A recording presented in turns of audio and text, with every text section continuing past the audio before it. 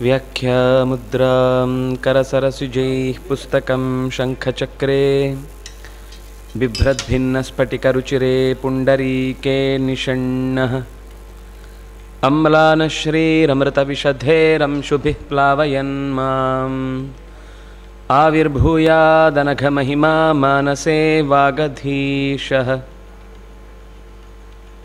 ರಮಾಪತಿಂ ಪೂರ್ಣಗುಣಂ ಮುಕುಂದಂ ವ್ಯಾಸಂಚ ವಿಜ್ಞಾನಸಹಸ್ರಭಾನುಂ ಪೂರ್ಣಪ್ರಬೋಧಂಚ ಸುತತ್ವದೀಪಂ ಕ್ರಮಾದ್ಗುರೂಂಶ್ಚ ಪ್ರಣಮಾಮಿ ಮೂರ್ಧ್ನಾ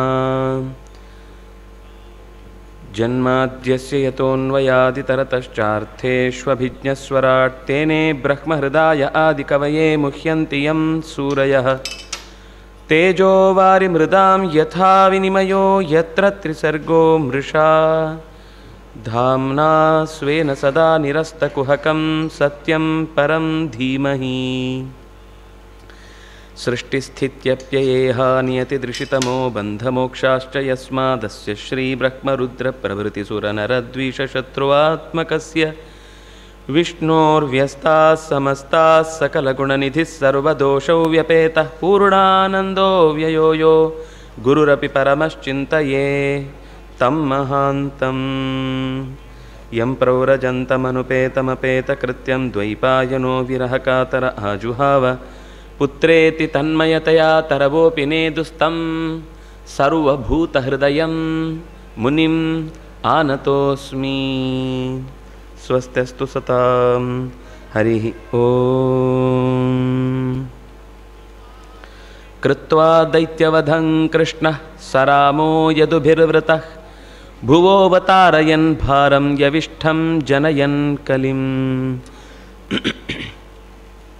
ಗೋವು ಬಂದು ಕೇಳಿದ್ದಂತೆ ಭೂಮಿಯ ಪ್ರಾರ್ಥನೆಯ ಸಲುವಾಗಿ ದೈತ್ಯರ ಉಪಶಮನಗೊಳಿಸಿ ಯದುಗಳಿಂದ ಕೂಡಿದ ಭಗವಂತ ಭೂಮಿಯ ಭಾರ ಕಳೆದಾಯಿತು, ಇನ್ನು ಹೊರಡಬೇಕು ಅಂತ ಅದಕ್ಕೆ ಬೇಕಾದ ಒಂದು ಸಿದ್ಧತೆಯನ್ನು ಮಾಡ್ತಾ ಇದ್ದಾನೆ ಅಂತ ಶುಕಾಚಾರ್ಯರು ತಿಳಿಸಿದಾಗ ವಿಪ್ರಶಾಪಃ ಕಥಮಭೂತ್ ವೃಷ್ಣೀನಾಂ ಕೃಷ್ಣ ಚೇತಸಾಂ.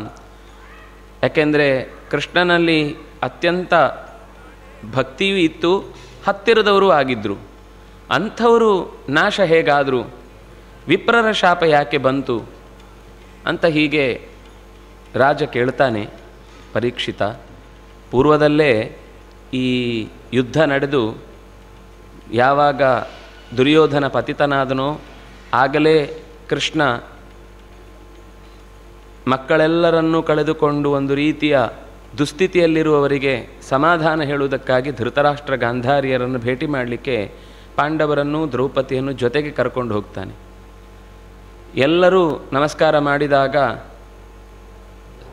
ಎಲ್ಲರಿಗೂ ಒಳ್ಳೆಯದಾಗಲಿ ಅಂತಲೇ ಹೇಳ್ತಾ ಕೊನೆಗೆ ಕೃಷ್ಣ ನಮಸ್ಕಾರ ಮಾಡುವಾಗ ಗಾಂಧಾರಿಯಲ್ಲಿ ಕರುಳು ಕಿವುಚಿ ಬಂತವಳಿಗೆ.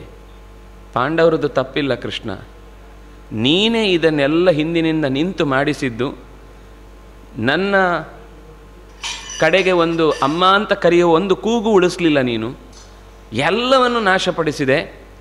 ಅದು ಎಷ್ಟು ವಸ್ತುತಃ ಅವಳು ಮಕ್ಕಳು ನಮಸ್ಕಾರ ಮಾಡುವಾಗಲೂ ಯಥೋ ಧರ್ಮ ತಥೋ ಜಯ ಅಂತಲೇ ಆಶೀರ್ವಾದ ಮಾಡಿದವಳು. ಅಂಥ ಸ್ಥಿತಿಯೂ ಕೂಡ ಕೆಲವೊಂದು ಬಾರಿ ಆ ದೈಹಿಕವಾದ ಮಾತೃ ಪ್ರೀತಿ ಅದು ಎಲ್ಲೋ ಒಂದು ಕಡೆ ಟ್ರಿಗರ್ ಆಗಿ ತಕ್ಷಣ ಕೃಷ್ಣನಿಗೆ ಆ ಸಿಟ್ಟಿನಿಂದ ನನ್ನ ವಂಶ ನಾಶ ಆಗುವುದಕ್ಕೆ ಕಾರಣ ಆದ ನಿನಗೂ ಕೂಡ ಹೀಗೆ ನಿನ್ನ ವಂಶವು ಪೂರ್ತಿ ನಾಶ ಆಗಲಿ ಅಂತ ಶಪಿಸ್ತಾಳೆ. ಕೃಷ್ಣ ಕೃತಜ್ಞತೆಗಳನ್ನು ಅರ್ಪಿಸ್ತಾನೆ, ನಗುತ್ತಾ ಸ್ವೀಕರಿಸ್ತಾನೆ. ನಾನು ಈ ರಾಕ್ಷಸರನ್ನೆಲ್ಲ ಕೊಂದಾಯಿತು, ಯದುಗಳನ್ನು ಸಂಹಾರ ಮಾಡುವುದಕ್ಕೆ ಬೇರೆ ಏನು ಯುದ್ಧ ನಡೆಯುವ ಪ್ರಸಂಗ ಇಲ್ಲ, ಏನು ಮಾಡಬೇಕು, ಅವರೇನು ದುಷ್ಟರೂ ಅಲ್ಲ. ಆದರೆ ತಾಯಿ ನೀನೊಂದು ದೊಡ್ಡ ಉಪಕಾರ ಮಾಡಿದಿ. ನಾನು ಹೇಗೆ ಅವತಾರ ಸಮಾಪ್ತಿ ಮಾಡುವ, ನನ್ನ ಜೊತೆಗೆ ಎಲ್ಲರನ್ನು ನಾನು ಬರುವಾಗ ಬಂದವರು ಆಮೇಲೆ ನಾನು ಹೋಗೋಗಿ ಇಲ್ಲೇ ಇರಲಿಕ್ಕಿಲ್ಲ, ಅವ್ರು ನನ್ನ ಜೊತೆಗೆ ವಾಪಸ್ ಬರಬೇಕು. ಈಗ ರಾಷ್ಟ್ರಪತಿಗಳು ಬರ್ತಾರೆ ಅಂದಾಗ ಅವರಿಗೋಸ್ಕರ ಸಿದ್ಧತೆಗೆ ಬಂದವರು ಯಾರು, ರಾಷ್ಟ್ರಪತಿ ಹೋದ್ಮೇಲೆ ನಾನು ಇಲ್ಲೇ ಇರ್ತೇನೆ ಚೆನ್ನಾಗಿದೆ ಅಂತ ಹೇಳಲಿಕ್ಕಿಲ್ಲ. ಅವ್ರು ಬಂದಮೇಲೆ ಮತ್ತೆ ಎಲ್ಲಿ ಹೋಗ್ತಾರೆ, ಅವ್ರ ಜೊತೆಗೆ ಅಲ್ಲಿ ಹೋಗಬೇಕಿದೆ.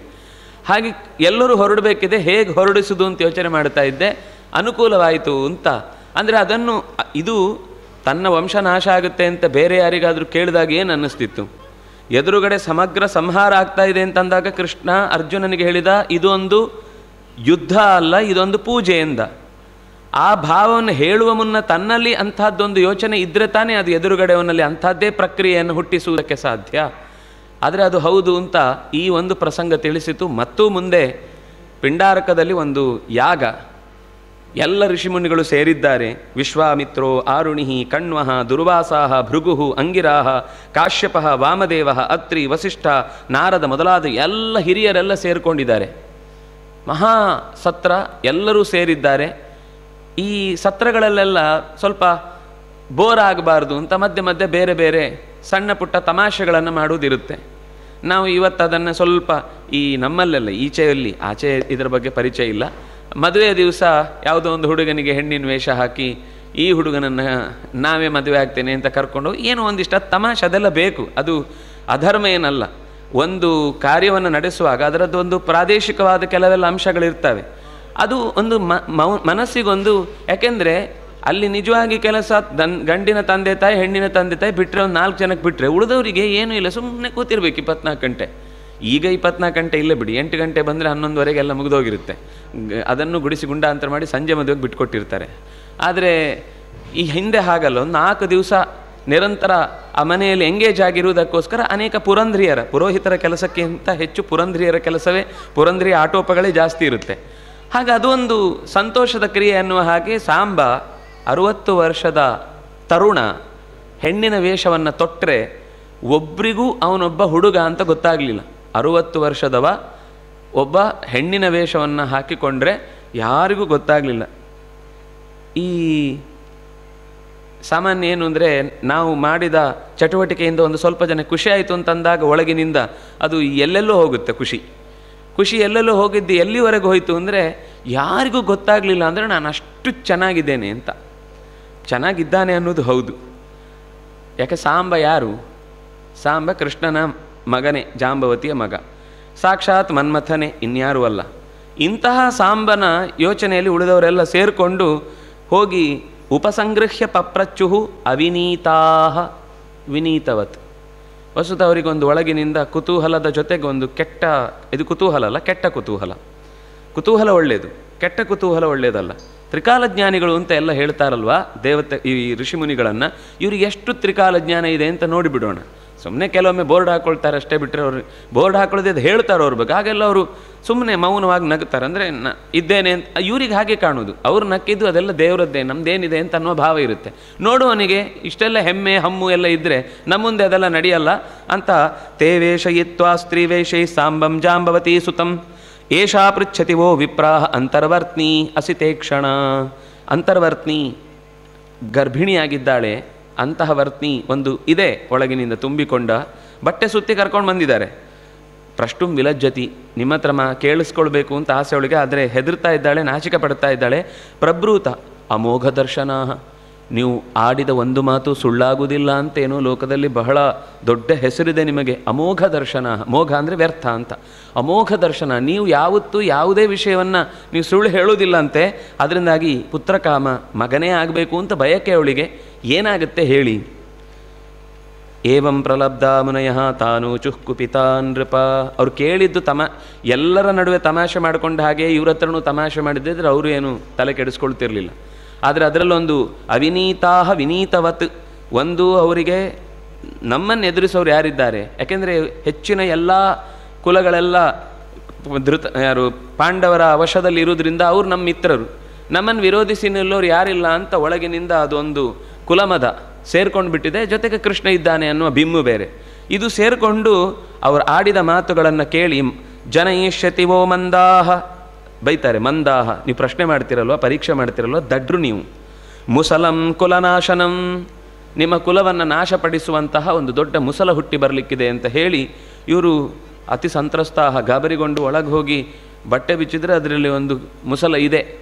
ಭಯ ಆಯಿತು. ಆಹುಕನನ್ನು ಮೊದಲಾದ ಹಿರಿಯ ಉಗ್ರಸೇನಾದಿಗಳನ್ನು ಕರೆದು ಇದರ ಬಗ್ಗೆ ಚರ್ಚಿಸಿ ತಕ್ಷಣ ಇದನ್ನು ಯಾರಿಗೂ ತಿಳಿಸುವುದು ಬೇಡ ಅಂತ ಚೂರ್ಣಾನಿ ತರಳೈಸ್ತತಃ, ಅಲ್ಲಿ ಹುಡುಗರೆಲ್ಲ ಸೇರ್ಕೊಂಡು ಚೆನ್ನಾಗಿ ಅದನ್ನು ಪುಡಿ ಮಾಡಿ ತೊಗೊಂಡೋಗಿ ಪ್ರಭಾಸ ಕ್ಷೇತ್ರದ ತಳಕ್ಕೆ ಎಸೆದು ನಿಶ್ಚಿಂತೆಯಾಗಿ ಇನ್ನೇನಾಗುತ್ತೆ, ಇನ್ನೇನು ಮಾಡುತ್ತೆ ಮುಸಲ, ಹೋಗಲಿ ಅಂತ ಹೇಳಿ ಬಿಟ್ಟು ಬಂದರು.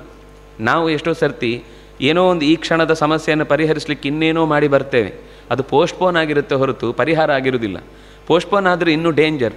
ಈಗ ಬಂದ ಮೇಲೆ ಇದನ್ನು ಇಲ್ಲಿದೆ, ಇದನ್ನು ಹೇಗೆ ಪರಿಹರಿಸ್ಕೊಳ್ಬೇಕು ಅಂತ ಒಂದು ಪ್ರಯತ್ನ ಮಾಡಿ ಅದಕ್ಕೆ ಒಗ್ಗಿಬಿಟ್ರೆ, ಶರಣಾಗಿ ಬಿಟ್ಟರೆ ಆಯಿತು, ಬಂದದ್ದೆಲ್ಲ ಬರಲಿ ಅಂತ ಅಲ್ಲಿ ಮುಗಿದೋಗ್ತಿತ್ತು.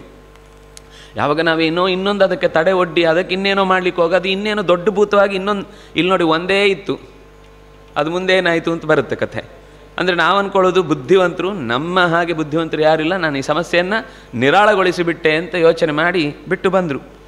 ಆಯಿತು, ಇದು ಹೀಗೆ ಈ ಘಟನೆ ನಡೆದು 26 ವರ್ಷ ಆದಮೇಲೆ ಈ ಕಥೆ ನಡೀಲಿಕ್ಕಿರುವಂಥದ್ದು. ಕೊನೆಗೆ ನಾರದರು ಪ್ರತಿ ಸರ್ತಿ ಪಾಂಡವರು ಅಂದರೆ ಪಾಂಡವರು ಬರ್ತಿದ್ರು, ಈ ಬೇರೆ ಬೇರೆ ರಾಜರೆಲ್ಲ ಬರ್ತಿದ್ರು. ಹಾಗೆ ನಾರದರು ಒಂದು ಸರ್ತಿ ವಸುದೇವನ ಹತ್ರ ಬಂದು ಏನೋ ಹೀಗೆ ಉಭಯ ಕುಶಲೋಪರಿ ಸಾಂಪ್ರತ ಅಂತ ಮಾತಾಡಿಕೊಳ್ಳುವುದಿತ್ತು. ಈ ಶಬ್ದ ಈಗ ಪತ್ರ ಬರೆಯುವ ಅಭ್ಯಾಸ ಇಲ್ಲ, ಅದಕ್ಕೆ ಗೊತ್ತಿಲ್ಲ, ಮರ್ತು ಹೋಗ್ಬಿಟ್ಟಿದೆ. ಆದರೆ ಕೇಳ್ತಾನೆ. ಆಗ ಧರ್ಮದ ಬಗ್ಗೆ ಅನೇಕ ಪ್ರಶ್ನೆಗಳನ್ನು ನಾರದರ ಹತ್ರ ವಸುದೇವ ಕೇಳಿದಾಗ ತುಂಬ ಸಂತೋಷಪಟ್ಟು ಹೇಳುತ್ತಾನೆ, ನಾನು ನೋಡಿ ಇದೆಲ್ಲ ಒಂದು ಹಿಂದಿನವರ ಒಂದು ದೊಡ್ಡ ಗುಣ.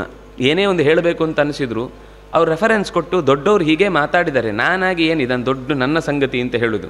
ಇದು ಹಿಂದಿನವರು ಮಾತಾಡಿದ ಸಂಗತಿಯನ್ನೇ. ಎರಡು ವಿಷಯ, ಒಂದು ಹಿಂದಿನವರ ಸಂಗತಿಯನ್ನು ಅಷ್ಟು ಅಚ್ಚುಕಟ್ಟಾಗಿ ಕೇಳಿ ನೆನಪಿಟ್ಕೊಂಡಿದ್ರು. ಎರಡನೇದು ಇನ್ನೊಬ್ಬರು ಕೇಳಿದಾಗ ಇದು ಹಿಂದಿನವರು ಹೇಳಿದ್ದು ಅಂತ ಹೇಳಿಕೊಳ್ಳುವಷ್ಟು ಹೃದಯ ವೈಶಾಲ್ಯ ಇತ್ತು.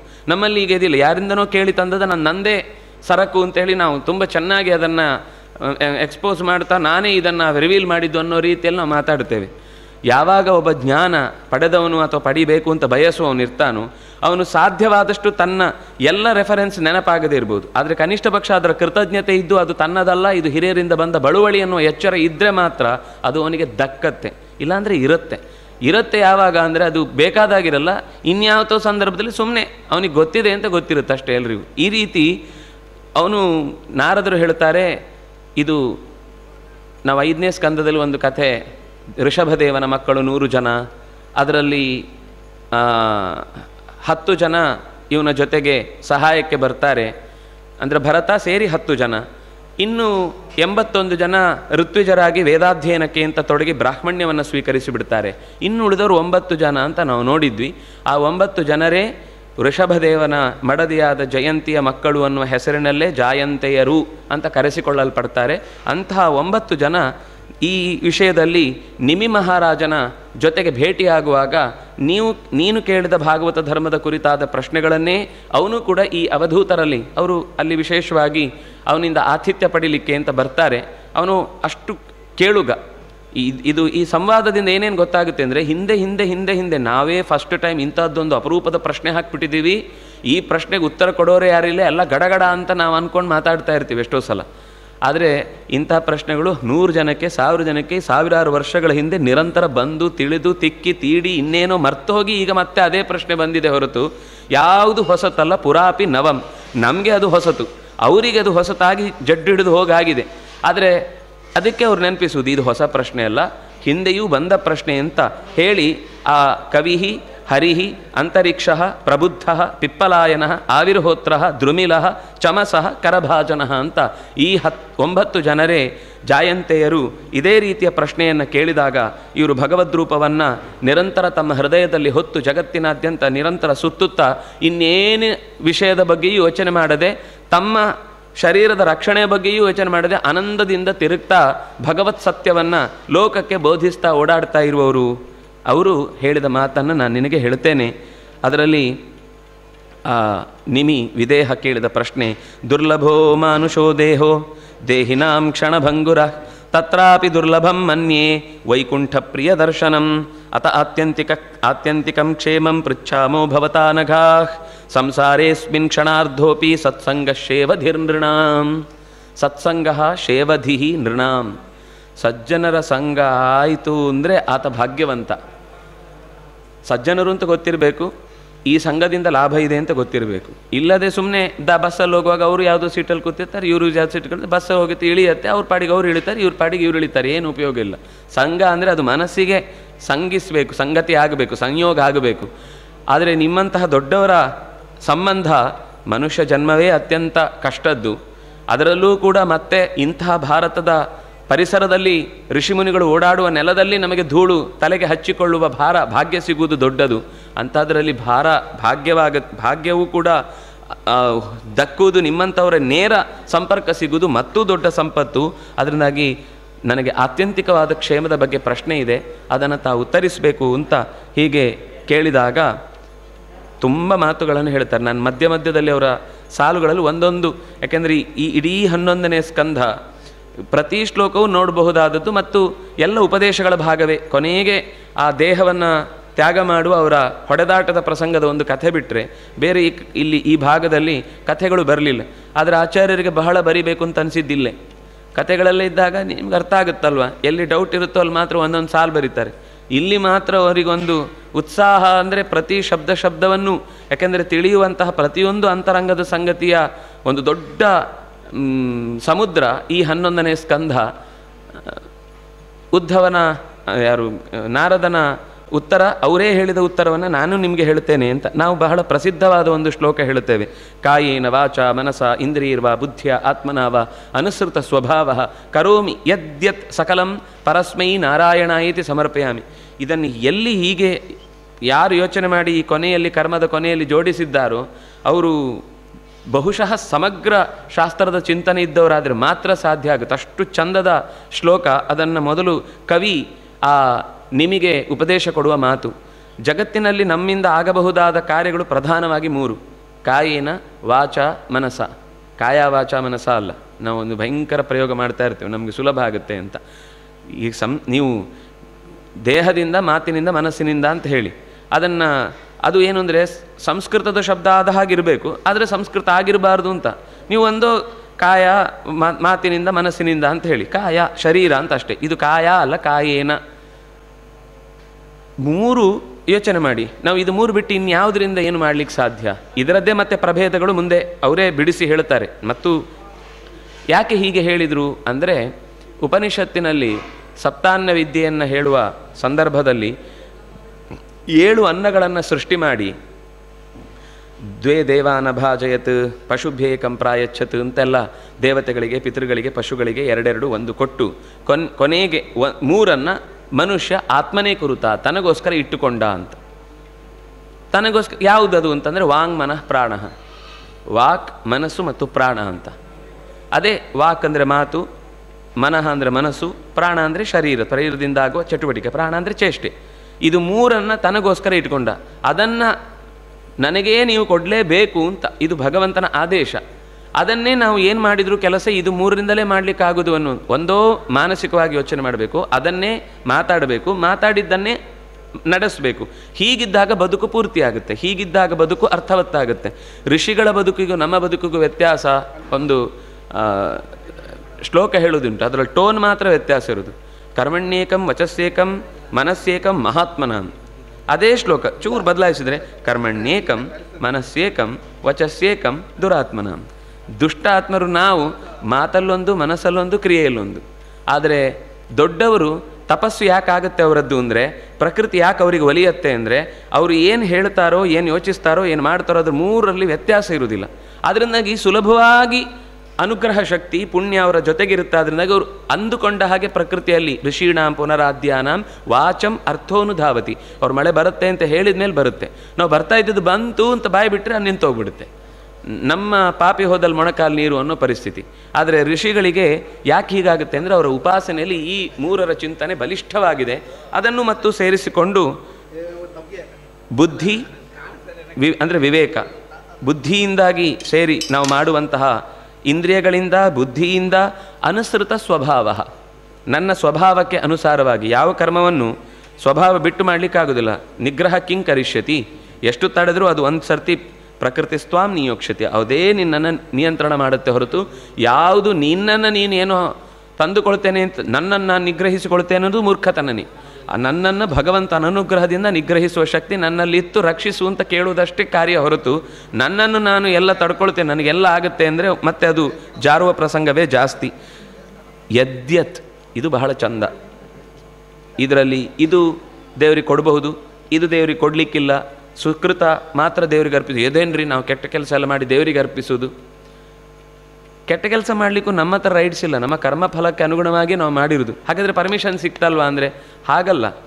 ನಾವು ಮಾಡಿದ ಮೇಲೆ ಆ ಎರಡೂ ಕೆಲಸ ಏನಾಗಿದೆಯೋ ಎರಡನ್ನೂ ಭಗವಂತನಿಗೆ ಒಪ್ಪಿಸಿ, ದುಷ್ಟಕರ್ಮಗಳು ಇನ್ನು ಮುಂದೆ ನನ್ನಿಂದ ಆಗದೇ ಇರಲಿ, ಇಲ್ಲಿಯೂ ಕೂಡ ನೀನೇ ಸ್ವತಂತ್ರ. ಯಾಕೆಂದರೆ ಒಂದು ಕೆಲಸದಲ್ಲಿ ನನ್ನ ಸ್ವಾತಂತ್ರ್ಯವನ್ನು ಹೇಳಿ ಇನ್ನೊಂದು ಕೆಲಸದಲ್ಲಿ ದೇವರ ಸ್ವಾತಂತ್ರ್ಯ ಅಂತ ಹೇಳಿದ ಹಾಗೆ. ಅದು ಅಕಸ್ಮಾತ್ ನಾನು ದುಷ್ಕರ್ಮ ಅರ್ಪಿಸುವುದಿಲ್ಲ, ಸತ್ಕರ್ಮ ಅರ್ಪಿಸ್ತೇನೆ, ಅದು ಯಾಕೆ ಕೊಡೋದು, ಅದು ನಾನು ಮಾಡಿದ್ದು, ಇದು ಮಾತ್ರ ದೇವರು ಮಾಡಿಸಿದ್ದು ಅಂತ ನಾವೇ ವಿಭಾಗ ಮಾಡಿ ದೇವರ ಒಂದು ಕರ್ಮದ ಸ್ವಾತಂತ್ರ್ಯವನ್ನು ಹರಣ ಮಾಡಿ ಮಾತಾಡಿದ ಹಾಗೆ. ಹಾಗಾಗಿ ದೇವರ ಮುಂದೆ ಬತ್ತಲಾಗುವುದು ಅಂತ ಅರ್ಥ. ಯದ್ಯತ್ ಕರ್ಮ ಅಂದರೆ ನಾವೆಲ್ಲ ಹೇಳಬೇಕು. ದೇವರ ಮುಂದೆ ಬಂದಾಗ ನಾವು ಕವಚ ಬಿಚ್ಚುವುದು ಅಂದರೆ ಅದರ ಅರ್ಥ ನಿನ್ನ ಮುಂದೆ ನಾನೇನು ಅಲ್ಲ, ನಾನು ಸೊನ್ನೆ ಅಂತ ತೋರಿಸ್ಲಿಕ್ಕಷ್ಟೇ. ಅದು ಬಿಚ್ಚಿದ ತಕ್ಷಣ ಅಲ್ಲೇನು ದೇವರಿಗೆಲ್ಲ ಸ್ಪೆಷಲ್ ಕಾಣುತ್ತೆ ಅಂತಲ್ಲ, ನಮ್ಮ ಭಾವ ಅದು. ನಾನು ನಿನ್ನ ಮುಂದೆ ಬತ್ತಲೆ, ನಾನು ನಿನ್ನ ಮುಂದೆ ಏನೂ ಅಲ್ಲ, ನಾನು ಸೊನ್ನೆ ಅನ್ನೋದನ್ನು ತೋರಿಸುವ ಹಾಗೆ ಇದು ಮಾನಸಿಕವಾಗಿ ಇರಬೇಕು. ಕೇವಲ ದೈಹಿಕವಾಗಿ ಶರ್ಟ್ ತೆಗೆದರೆ ಮಾತ್ರ ಸಾಕಾಗೋದಿಲ್ಲ. ನನ್ನ ಒಳಗಿನ ಎಲ್ಲ ಅಂತರಂಗಗಳನ್ನು ಬೇರೆ ಯಾರತ್ರ ಹೇಳಲಿಕ್ಕಾಗದೇ ಇದ್ರೂ ದೇವರ ಮುಂದೆ ಆದರೂ ಯದ್ಯತ್ ಕರೋಮಿ, ಏನೇನು ಮಾಡಿದ್ದೇನೋ ಅದೆಲ್ಲವೂ ನಿನ್ನ ಕ್ರಿಯಾಕಲಾಪಗಳೇ ಆಗುವ ಹಾಗೆ ಅದನ್ನು ನಿನಗೆ ಒಪ್ಪಿಸ್ತಾ ಇದ್ದೇನೆ, ರಕ್ಷಿಸು. ಇನ್ನು ಮುಂದೆ ಇಂಥ, ಯಾಕೆಂದರೆ ಒಪ್ಪಿಸಬೇಕು ಅಂತ ಮನಸ್ಸಲ್ಲಿ ಬರಬೇಕು ಅಂದರೆ ಅದು ಸಾತ್ವಿಕ ಯೋಚನೆ ಜೀವಿಯಾಗಿದ್ದರೆ ಮಾತ್ರ ಸಾಧ್ಯ ಆಗುತ್ತೆ. ಇಲ್ಲಾಂದರೆ ಇದು ಒಪ್ಪಿಸಬೇಕು ಅನ್ನೋದು ತಲೆಗೆ ಬರೋದು ಕಷ್ಟ. ಯಾಕಂದ್ರೆ ನಾನು ಮಾಡಿದ್ದು ಒಪ್ಪಿಸ್ಬೇಕು ಯಾಕೆ ಅನ್ನೋದೇ ತಲೆಯಲ್ಲಿ ಕೂತಿರುತ್ತೆ. ಅದರಿಂದಾಗಿ ಸಕಲಂ ಕರ್ಮ ಯತ್ ಕರೋತಿ ತತ್ ಪರಸ್ಮೈ, ಅದನ್ನು ನಾವು ಅಲ್ಲಿ ಶ್ಲೋಕದಲ್ಲಿ ನಾರಾಯಣ ಏತಿ ಸಮರ್ಪಯೇ ತತ್ ಅಂತ ಶ್ಲೋಕ ಇರುವಂಥದ್ದು. ನಾವು ಅದು ನಮ್ಮ ಭಾವ ಆದ್ದರಿಂದಾಗಿ ಸಮರ್ಪಯಾಮಿ ಅಂತ ನಾವು ಹೇಳೋದು. ಅದು ಇನ್ನು ಕೆಲವರಿಗೆ ಸ್ವಲ್ಪ ಭಕ್ತಿ ಜಾಸ್ತಿ ಆಗಿ ಶ್ರೀಮನ್ನಾರಾಯಣ ಅಂತ ಒಂದು ಸೇರಿಸ್ಕೊಳ್ತಾರೆ. ಭಕ್ತಿ ದೊಡ್ಡದು, ನಾನು ಭಕ್ತಿ ಅಂತ ತಪ್ಪು ಅಂತ ಹೇಳೋದಿಲ್ಲ. ಶ್ಲೋಕ ಇರುವ ಹಾಗೆ ನಾರಾಯಣ ಏತಿ ಸಮರ್ಪಯಾಮಿ. ನಮಗೆ ಶ್ರೀಮತ್ ಅಂತ ಮನಸ್ಸಲ್ಲಿರಲಿ, ಶ್ಲೋಕ ಹಾಳು ಮಾಡೋದು ಬೇಡ. ಶ್ರೀ ಗೋವಿಂದಾಯ ನಮೋ ನಮಃ ಬೇಡ, ಅಲ್ಲಿ ಗೋವಿಂದಾಯ ನಮೋ ನಮಃ ಇಷ್ಟೇ, 8 ಅಕ್ಷರ. ಅದು ನಾವು ಎಕ್ಸ್ಟ್ರಾ ಒಂದು ಸೇರಿಸಿ ಅದನ್ನು ಛಂದಸ್ಸು ಭಂಗ ಮಾಡಿ ದೇವರಿಗೆ ಜಾಸ್ತಿ ಭಕ್ತಿಯಿಂದ, ಈಗ ಭಕ್ತಿಯೇ ಪ್ರಧಾನವಾಗಿ ಅದು ಅವ್ರಿಗೆ ಗೊತ್ತೇ ಇಲ್ಲ ಅಂದಾಗ ನಾವು ಅವ್ರ ಬಗ್ಗೆ ಮಾತಾಡಬಾರ್ದು. ನಾವು ಸ್ವಲ್ಪ ಅದರ ಬಗ್ಗೆ ಎಚ್ಚರ ಇದ್ದು ತಿಳಿದುಕೊಂಡು ಸರಿ ಮಾಡಿಕೊಳ್ಳೋ ಅವಕಾಶ ಇದ್ದಾಗ ತಿದ್ದಿಕೊಳ್ಬೇಕು ಅನ್ನೋದಕ್ಕೋಸ್ಕರ ಮಾತ್ರ ನಾನು ಹೇಳಿದ್ದು. ಈಗ ಕೆಲವೊಂದು ಸರ್ತಿ ಅವರ ಆ ಮಾತಿಗಿಂತ ಅವರ ಒಳಗಿನ ಭಾವ ದೊಡ್ಡದಾದಾಗ ಭಾವಗ್ರಾಹಿ ಭಗವಂತ, ಹಾಗೆ ಅಂತ ಯಾವಾಗಲೂ ಭಾವಗ್ರಾಹಿ ನಾವು ತಪ್ಪೇ ಹೇಳಿದೆ. ದೇವರು ಭಾವಗ್ರಾಹಿ ಹಾಗಾಗುವುದಿಲ್ಲ. ಬುದ್ಧಿಯೂ ಕೊಟ್ಟಿದ್ದಾನಲ್ವಾ, ಬುದ್ಧಿಯೂ ಕೊಟ್ಟಿದ್ದಾನೆ. ಒಂದು ತಪ್ಪಾಯಿತು ಅಂತ ಯಾರಿಂದಲೋ ಒಂದು ಕಡೆಯಿಂದ ಅದರ ಎಚ್ಚರಿಕೆಯನ್ನು ಕೊಟ್ಟಿದ್ದಾನೆ ಅಂದಮೇಲೆ ಸರಿ ಮಾಡ್ಕೊಳ್ಬೇಕು ನಾವು ಕ್ರಮ ಪ್ರಕಾರವಾಗಿ. ಈಗ ಇಲ್ಲಿ ತನಕ ಮಾಡಿದ್ದಲ್ಲ, ಹಾಗಾದರೆ ಪಾಪ ಕಾರ್ಯನ ಅಲ್ಲ. ಈಗ ಗೊತ್ತಾದ ಮೇಲೆ ತಪ್ಪು ಮಾಡಿದರೆ ಪಾಪ. ಗೊತ್ತಿಲ್ಲದೆ ಆಗ ಭಕ್ತಿಯೇ ಪ್ರಧಾನವಾಗಿತ್ತು, ಖಂಡಿತ ಅದು ರಕ್ಷಣೆ ಮಾಡುತ್ತೆ. ತಿಳಿಯದೇ ಇದ್ದಾಗ ದೇವರನ್ನು ನಾವು ಏನು ಶಬ್ದದಿಂದ ಹೇಳಿದರೂ ಅದು ಅವನನ್ನು ಖಂಡಿತ ಪ್ರತಿಪಾದನೆ ಮಾಡುತ್ತೆ ಮತ್ತು ನಮ್ಮನ್ನು ಆ ಭಾವವೇ ಆ ಮಾತಿನ ಮೂಲಕ ನಮ್ಮನ್ನು ರಕ್ಷಿಸುತ್ತೆ. ಆದರೆ ತಿದ್ದಿಕೊಳ್ಳ ಅವಕಾಶ ಇದ್ದಾಗ ಅದು ಸರಿ ಮಾಡಿದ ಮೇಲೆ ಇನ್ನೂ ಹೆಚ್ಚು ಅರ್ಥವನ್ನು ಕೊಡುತ್ತೆ ಅನ್ನುವ ಕಾರಣದಿಂದ ಎಲ್ಲವನ್ನೂ ನಾವು ಗೌರವಿಸ್ತೇವೆ. ಎಲ್ಲ ಮುಖಗಳಲ್ಲೂ ಅದರ ಛಂದಸ್ಸು ಮುಖ್ಯ, ಅದರ ಋಷಿಯೂ ಮುಖ್ಯ, ಅದರ ದೇವತೆಯೂ ಮುಖ್ಯ, ಆ ಅಕ್ಷರಗಳು ಹಾಗೇ ವ್ಯಾಸರು ಕೊಟ್ಟಂತೆ ಹೇಳ್ತಾ ಇದ್ದೇವೆ ಅನ್ನೋದು ಮುಖ್ಯ. ನಾವು ಇನ್ನೇನೋ ಬದಲಾಯಿಸಿ ಶ್ರೀರಾಮ ರಾಮ ರಾಮೇತಿ ಅಂತ ನಾವೊಂದು ಹೇಳೋದುಂಟು. ಅದು ರಾಮರಾಮೇತಿ ರಾಮೇತಿ ಅಂತ. ಅಲ್ಲಿ ಶ್ರೀ ಬಂದರೆ 10 10 10 ಇಂಟು 1000 ಆಗುವಂತ ಲೆಕ್ಕ ಆಗುದು. ಶ್ರೀ ಎಲ್ಲೋಯ್ತಲ್ಲಿ? ರಾಮ ಅಂದರೆ ರಾ ಅಂದರೆ 2, ಮಾ ಅಂದರೆ 5, 2 5 2 5 2 5 2 ಇಂಟು 5 2 ಇಂಟು 5 2 ಇಂಟು. ಅದು ಮತ್ತೆ ಈ ವಿಷ್ಣು ಸಹಸ್ರನಾಮಕ್ಕೆ ಹೇಳಿದ್ದಲ್ಲ, ಅದು ವಾಸುದೇವ ಸಹಸ್ರನಾಮಕ್ಕೆ ಹೇಳಿದ ಮಾತು. ಅದನ್ನು ಇಲ್ಲಿಂದ ತಂದು ಸಹಸ್ರನಾಮ ಹೇಳೋದು ಬೇಡ, ರಾಮರಾಮೇತಿ ರಾಮೇತಿ ಹೇಳಿದರೆ ಸಾಕು ಅಂತ ಕೆಲವರೆಲ್ಲ ಭಾರಿ ಉಪದೇಶ ಮಾಡೋದುಂಟು. ಅಲ್ಲಿಗೆ ಹೇಳಿದ್ದಲ್ಲ ಅದು ಸಂಗತಿ. ಆ ಹೇಳುವುದು ರಾಮ ಶಬ್ದ ಭಕ್ತಿ ಬಂದಾಗ ಈ ವಿಷ್ಣು ಸಹಸ್ರನಾಮ ಹೇಳುವುದಕ್ಕಿಂತಲೂ ಹೆಚ್ಚು ಅವನನ್ನು ನೇರವಾಗಿ ಅವನಲ್ಲಿ ಸಮಾಧಿಗೆ ಕರ್ಕೊಂಡು ಹೋಗ್ಬೋದು. ನಾನು ಅದರ ಬಗ್ಗೆ ನಾಮದ ಏರಿಳಿತಗಳ ಬಗ್ಗೆ ಮಾತಾಡ್ತಾ ಇಲ್ಲ. ಆದರೆ ನಾಮ ಇರುವುದು ಪುರಾಣಗಳಲ್ಲಿ ಶ್ರೀರಾಮ ರಾಮೇತಿ ಅಂತಲ್ಲ, ಅದು ರಾಮ ರಾಮೇತಿ ರಾಮೇತಿ. ಅದು ಕ್ರಮ ಹೇಳುವುದು ಕೂಡ. ರಾಮ ರಾಮ ಇತಿ ಅಂತ ಯಾರು ನಿರಂತರ ಹಾಡ್ತಾನೋ ಅವನು ಸಹಸ್ರನಾಮವನ್ನು ಹೇಳಿದಷ್ಟು ವಿಶಿಷ್ಟವಾದ ಪುಣ್ಯವನ್ನು ಅನುಭವಿಸ್ತಾನೆ ಅಂತ ಬೇರೆ ಒಂದು ಸಹಸ್ರನಾಮ ಹೇಳಿದ ಪ್ರಸಂಗದ ಕೊನೆಯಲ್ಲಿ ಆ ಸಹಸ್ರನಾಮದ ಫಲವಾಗಿ ಹೇಳಿದ ಮಾತು ಅಂತ. ಹಾಗಾಗಿ ನಾವು ಸ್ತೋತ್ರಗಳನ್ನು ಮಂತ್ರಗಳನ್ನು ಸಾಧ್ಯವಾದಷ್ಟು ಯಥಾವತ್ತಾಗಿ ಇರುವಂತೆ ಹೇಳಲಿಕ್ಕೆ ನಮಗೆ ಗೊತ್ತಾಗಿ ಪ್ರಯತ್ನದಲ್ಲಿ ಅದು ಸಫಲರಾದೆವು ಅಂದರೆ ಅದರ ಹೆಚ್ಚಿನ ಪುಣ್ಯವನ್ನು ಅಥವಾ ಹೆಚ್ಚಿನ ಆದರ್ಶವನ್ನು ನಾವು ಅದರಲ್ಲಿ ಉಳಿಸಿಕೊಳ್ಳಿಕ್ಕೆ ಸಾಧ್ಯವಾಗುತ್ತೆ ಅನ್ನೋದಕ್ಕೋಸ್ಕರ ಈ ಮಾತು ಹೇಳಿದೆ. ಒಟ್ಟಂತೂ ನಾರಾಯಣಾಯ ಇತಿ, ಇದು ನಾರಾಯಣನಿಗೇನೆ, ಇನ್ನು ಯಾರಿಗೂ ಅಲ್ಲ. ಆ ಚತುರ್ಥಿ ವಿಭಕ್ತಿಯನ್ನು ಹಾಕಿದರೆ ಸಂಪ್ರದಾನ, ಅದು ದಾನ ಪ್ರದಾನ ಸಂಪ್ರದಾನ ಪೂರ್ಣ ಪ್ರಮಾಣದಲ್ಲಿ ಅದು ಅವನಿಗೇನೆ. ಅದರಲ್ಲಿ ಒಂದು ಕರ್ಮ ನನ್ನದು, ಇನ್ನೊಂದು ಕರ್ಮ ಅವರದು, ಇದು ನಮ್ಮ ಅಜ್ಜ ಮಾಡಿದ್ದು, ನಮ್ಮ ಮೊಮ್ಮಕ್ಕಳು ಮಾಡಲಿಕ್ಕಿರುವಂಥದ್ದು, ಇದನ್ನು ನಾನು ಹೇಗೆ ಅರ್ಪಿಸುವುದು ಇಲ್ಲ. ನಮ್ಮ ತಲೆಯಲ್ಲಿ ಬಂದ ಸಂಗತಿ ನಮ್ಮ ಕಣ್ಣ ಮುಂದೆ ಬಂದಿದೆ, ಎಲ್ಲವೂ ನಿನ್ನದೇ. ಮನೆಯಲ್ಲಿರುವ ಪ್ರತಿಯೊಂದು ವಸ್ತು ವ್ಯಕ್ತಿಗಳು ಅಥವಾ ಏನೇ ಬದುಕು ಇದೆಯೋ ಅದೆಲ್ಲವೂ ನಿನ್ನಿಂದಲೇ ಒದಗಿದ್ದು ಅನ್ನುವ ಎಚ್ಚರದಿಂದ ಅರ್ಪಿಸ್ತಾ ಇದ್ದೇನೆ ಅಂತ ಏವಂ ವ್ರತಶ್ಚ ಪ್ರಿಯನಾಮಕೀರ್ತ್ಯ ಜಾತಾನುರಾಗೋ ಧೃತಚಿತ್ತ ಉಚ್ಚೈಃ ಹಸತ್ಯಥೋರೋದಿತಿರೌತಿಗ ಯತ್ಯುನ್ಮಾದವನ್ ನೃತ್ಯತಿ ಲೋಕಬಾಹ್ಯ. ಭಕ್ತಿಯಿಂದ ನಿಜವಾಗಿ ಅವನು ಒಳಗಿಳಿದ ಅಂತಂದರೆ ಈ ಭಗವಂತನ ಚಿಂತನೆಯಲ್ಲೇ ನಿರಂತರವಾಗಿ ಸುಭದ್ರಾಣಿ ಶೃಣ್ವನ್, ಒಳ್ಳೆಯ ಕಥೆಗಳನ್ನು ಕೇಳ್ತಾ ಕೇಳ್ತಾ ಭಗವಂತನ ಹುಟ್ಟು, ಭಗವಂತನ ಕ್ರಿಯೆ, ಅವನು ಲೋಕದಲ್ಲಿ ಆಡಿದ ಮಾತುಗಳು ಇದೆಲ್ಲವನ್ನು ನೆನಪಿಸಿಕೊಂಡು ಆ ನಾಮಗಳನ್ನು ಅರ್ಥಪೂರ್ವಕವಾಗಿ ಚಿಂತಿಸಿದವನಿಗೆ ವಿರಜ್ಜ, ಅವನಿಗೆ ಭಗವಂತನ ನಾಮಸ್ಮರಣೆ ಹೇಳಲಿಕ್ಕೆ ನಾಚಿಕೆನೇ ಆಗುವುದಿಲ್ಲ. ಆನಂದದಿಂದ ನಾಮವನ್ನು ಉಚ್ಚಾರಣೆ ಮಾಡ್ತಾನೆ. ಅಷ್ಟೇ ಅಲ್ಲ, ಹೀಗೆ ಇದ್ದವನು ಜಾತಾನುರಾಗ, ಯಾವಾಗಲೂ ಆ ನಾಮ ಕೇಳಿದೊಡನೆ ಮನಸ್ಸು ಕರಗಿ ನೀರಾಗ್ಬಿಡುತ್ತೆ. ಧೃತಚಿತ್ತ, ಆ ಚಿತ್ತ ಧೃತವಾದಾಗ, ಪೂರ್ತಿ ದ್ರವೀಕರಿಸಿದಾಗ ಅವನಿಗೆ ತನ್ನಿಂದ ತಾನೇ ಒಳಗಿಂದೊಳಗೆ ನಗು ಬರಲಿಕ್ಕೆ ಶುರುವಾಗುತ್ತೆ. ಪ್ರತಿಯೊಂದು ಏನೋ ಒಂದು ವಿಷಯ ಅವನು ಏನು ನೋಡುವಾಗಲೂ ಆ ಅಚ್ಚರಿಯ ಸಂಗತಿಯೇ ತಲೆಯೊಳಗಿರುತ್ತೆ. ಈ ಲೋಕದಲ್ಲಿ ಕಿತ್ತಾಡೋದು ನೋಡಿದಾಗಲೂ ಇದಕ್ಕೋಸ್ಕರ ಇಷ್ಟೆಲ್ಲ ಹೋರಾಡ್ತಾರೆ, ಏನು ಮೂರ್ಖರು ಅಂತ ಒಂದು ಒಳಗಿನಿಂದ ಸತ್ಯ ಏನು ಅಂತ ತಿಳಿಯದೆ ಮೂರ್ಖರಂತೆ ಒದ್ದಾಡ್ತಾ ಇರಲ್ವಾ ಅಂತ ಹಸತಿ, ಕೆಲವೊಮ್ಮೆ ತುಂಬ ರೋದಿತಿ, ದೇವರು ಎಷ್ಟು ಉಪಕಾರ ಮಾಡಿದ್ದೇನೆ ಮರ್ತು ಬಿಡ್ತೇನಲ್ವಾ ಅಂತ ಅಳು ಬಂದು ಬಿಡುತ್ತೆ.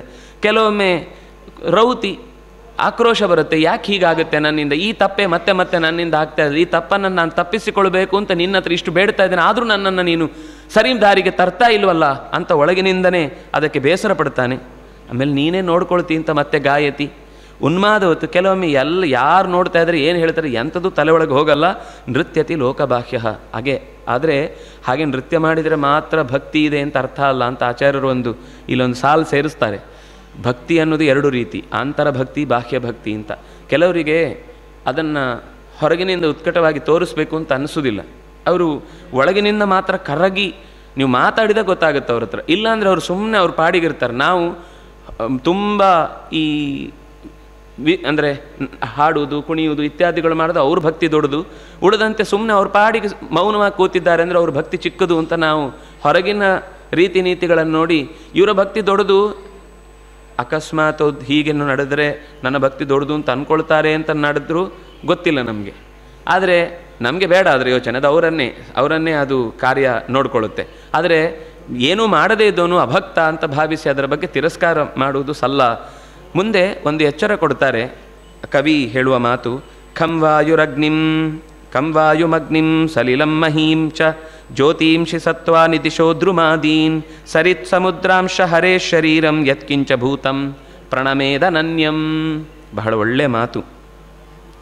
ಆಗಸವನ್ನು, ಗಾಳಿಯನ್ನು, ಬೆಂಕಿಯನ್ನು, ನೀರನ್ನು, ಭೂಮಿಯನ್ನು, ಆಗಸದಲ್ಲಿ ಬೆಳಕನ್ನು ಚೆಲ್ಲುವ ನಕ್ಷತ್ರ ತಾರೆಗಳನ್ನು, ಅಂತೆಯೇ ಜಗದ ಸುತ್ತ ಅತ್ತ ಇತ್ತ ಓಡಾಡುವ ಎಲ್ಲ ಸತ್ವಾನಿ ಜೀವಜಾತಗಳನ್ನು, ದಿಕ್ಕುಗಳನ್ನು, ಮರಗಳನ್ನು, ಕ್ರಿಮಿಕೀಟ ಪಶು ಪಕ್ಷಿಗಳನ್ನು, ಸರಿತ್ ನದಿಗಳನ್ನು, ಸಮುದ್ರಾನ್ ಅನೇಕ ಸಮುದ್ರಗಳನ್ನು, ಹರೇಹೆ ಶರೀರಂ ಇದೆಲ್ಲವೂ ದೇವರ ಪ್ರತೀಕ, ಇವೆಲ್ಲವೂ ದೇವರದ್ದೇ ಸ್ವರೂಪ ಅಂದರೆ ನಾನು ಹೇಳ್ತಾ ಇರೋದು ಅದನ್ನು ಉಪಾಸನೆ ಮಾಡಲಿಕ್ಕಿರುವ ಒಂದು. ಈಗ ಚಿತ್ರದಲ್ಲಿ ತೋರಿಸಿ ಇದು ನಾಯಿ ಅಥವಾ ಬೆಕ್ಕು ಅಂತ ತೋರಿಸಿದರೆ ಇದು ಹೀಗಿರುತ್ತೆ ಬೆಕ್ಕು ಅಂತ ತೋರಿಸ್ಲಿಕ್ಕಿರುವಂತಹ ಒಂದು ಮಾದರಿ ಹೇಗೋ, ಹರಿ ಅದೇ ರೀತಿಯ ಒಂದೊಂದು ಆಕೃತಿಯಲ್ಲಿ ನಿಂತು ಆ ಸಸ್ಯದಿಂದ ನಮಗೆ ಗಾಳಿ ಕೊಡುವ ಮೂಲಕ, ಗಾಳಿ ನಮ್ಮ ಉಸಿರಿನೊಳಗೆ ಇದ್ದು ಪ್ರಾಣಶಕ್ತಿಯನ್ನು ತುಂಬುವ ಮೂಲಕ, ನೀರು ದೇಹದಲ್ಲಿ ಸೇರಿ ರೋಗಗಳನ್ನು ಪರಿಹರಿಸುವುದರ ಮೂಲಕ, ಬಗೆ ಬಗೆಯಲ್ಲಿ ಬದುಕನ್ನು ನಮಗೆ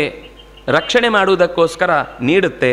ಅದರಿಂದಾಗಿ ಯತ್ಕಿಂಚ ಭೂತಂ ಪ್ರಣಮೇತ್, ಏನೇ ಸಿಕ್ಕಿದಾಗಲೂ ಅದರಲ್ಲಿ ಅದೇ ಸ್ವವಸ್ತು ಪ್ರಣತಿಂ ವ್ಯಧಾಂ ಅಂತ ಅಪ್ಪ ಕೇಳಿದಾಗ ಏನು ಕಂಬಕ್ಕೆ, ಗೋಡೆಗೆ, ಅದಕ್ಕೆ ಇದಕ್ಕೆಲ್ಲ ನಮಸ್ಕಾರ ಮಾಡ್ತಿದ್ಯಲ್ಲಪ್ಪ ವಾಸುದೇವ ಅಂತ ಅಪ್ಪ ಮಧ್ಯಗೇಹ ಭಟ್ಟರು ಕೇಳಿದರೆ, ಹೌದಪ್ಪ ನನ್ನ ವಸ್ತು ಏನು ಅಂತ ಅವರು 72ನೇ ವಯಸ್ಸಲ್ಲಿ ಭಾಗವತ ತಾತ್ಪರ್ಯ ಬರೆದಾಗ ವಸ್ತು ವಾಸೇನೇದೆ ಯತಸ್ತುನ್ನಂ, ಯಾವುದು ಎಲ್ಲ ಶಕ್ತಿಯು ಎಲ್ಲ ವಸ್ತುಗಳಲ್ಲೂ ವಾಸವಾಗುತ್ತಾ ತನ್ನ ಪ್ರಚೋದನೆಯಿಂದ ಆಯಾ ಕ್ರಿಯೆಯನ್ನು ನಡೆಸುತ್ತೋ ಅದು ವಸ್ತು ಅಂತ ಹೇಳಿದಾಗ ಆಮೇಲೆ ಗೊತ್ತಾಗಿದ್ದು.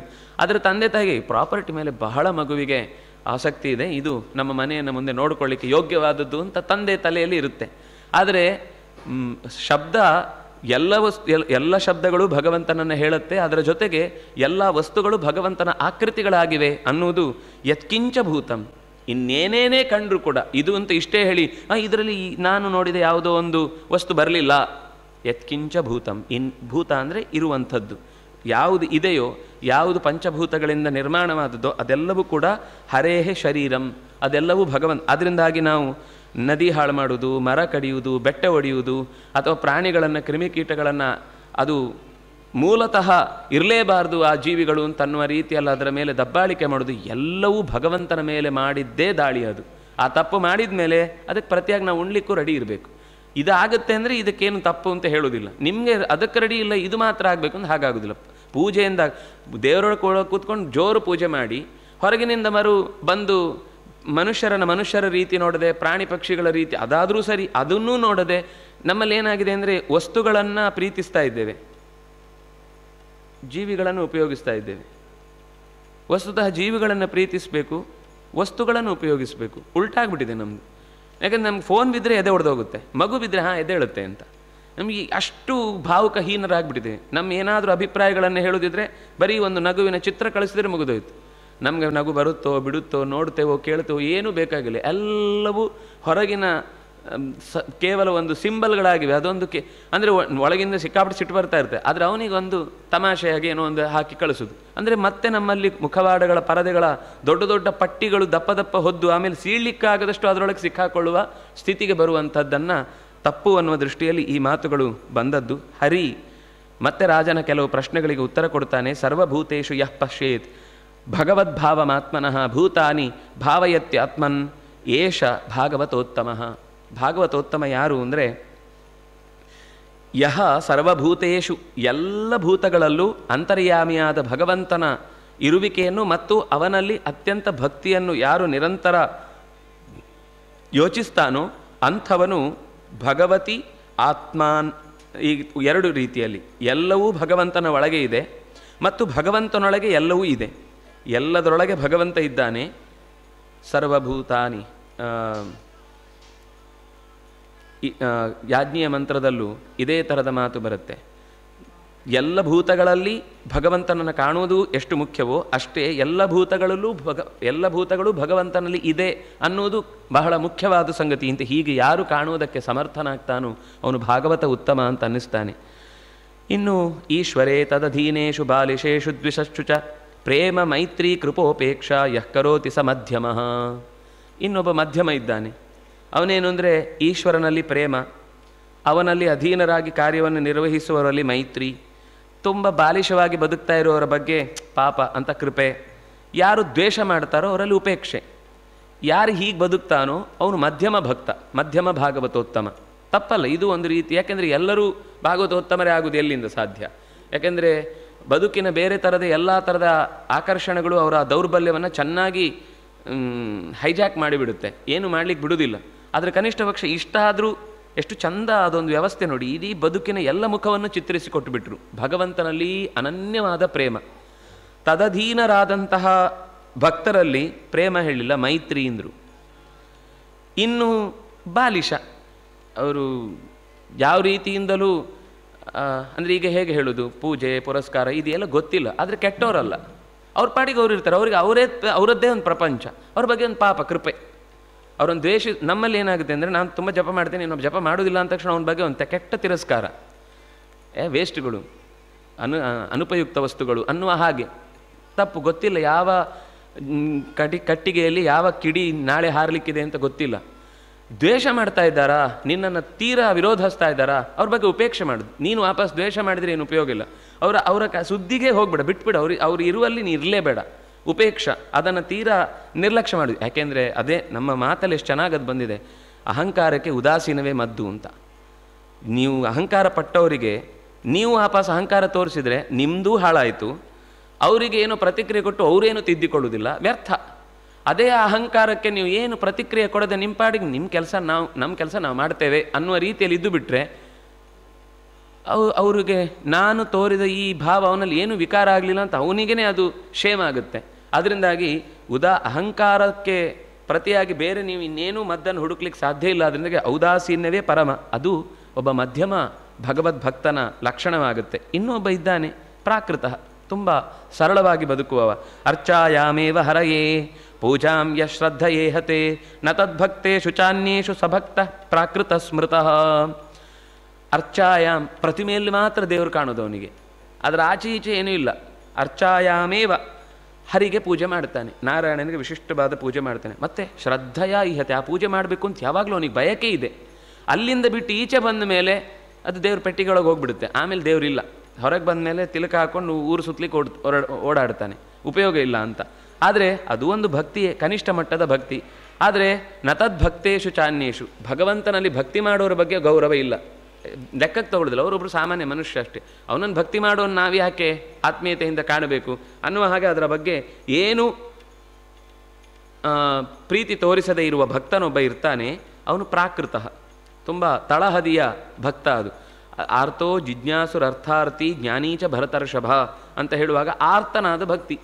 ಅವನಿಗೆ ಕಷ್ಟ ಬಂದಾಗ ದೇವರು ಬೇಕಾಗುತ್ತೆ, ಅದಕ್ಕೋಸ್ಕರ ಅದು ATM ಕಾರ್ಡ್ ಇದ್ದ ಹಾಗೆ, ಗೀರಿದಾಗ ದುಡ್ಡು ಬರಬೇಕಷ್ಟೇ, ಅದಕ್ಕೆ ಬಿಟ್ಟು ಬೇರೆ ದೇವರು ಯಾವುದಕ್ಕೂ ಬೇಕಾಗಿಲ್ಲ. ಹಾಗೆ ಇನ್ನೂ ಒಬ್ಬ ಇದ್ದಾನೆ ಅಂತ. ಈ ಥರ ಬಹಳ ಚೆನ್ನಾಗಿ ಅನೇಕ ಭಕ್ತಿಯ ಸ್ವರೂಪ, ಜ್ಞಾನದ ಸ್ವರೂಪ.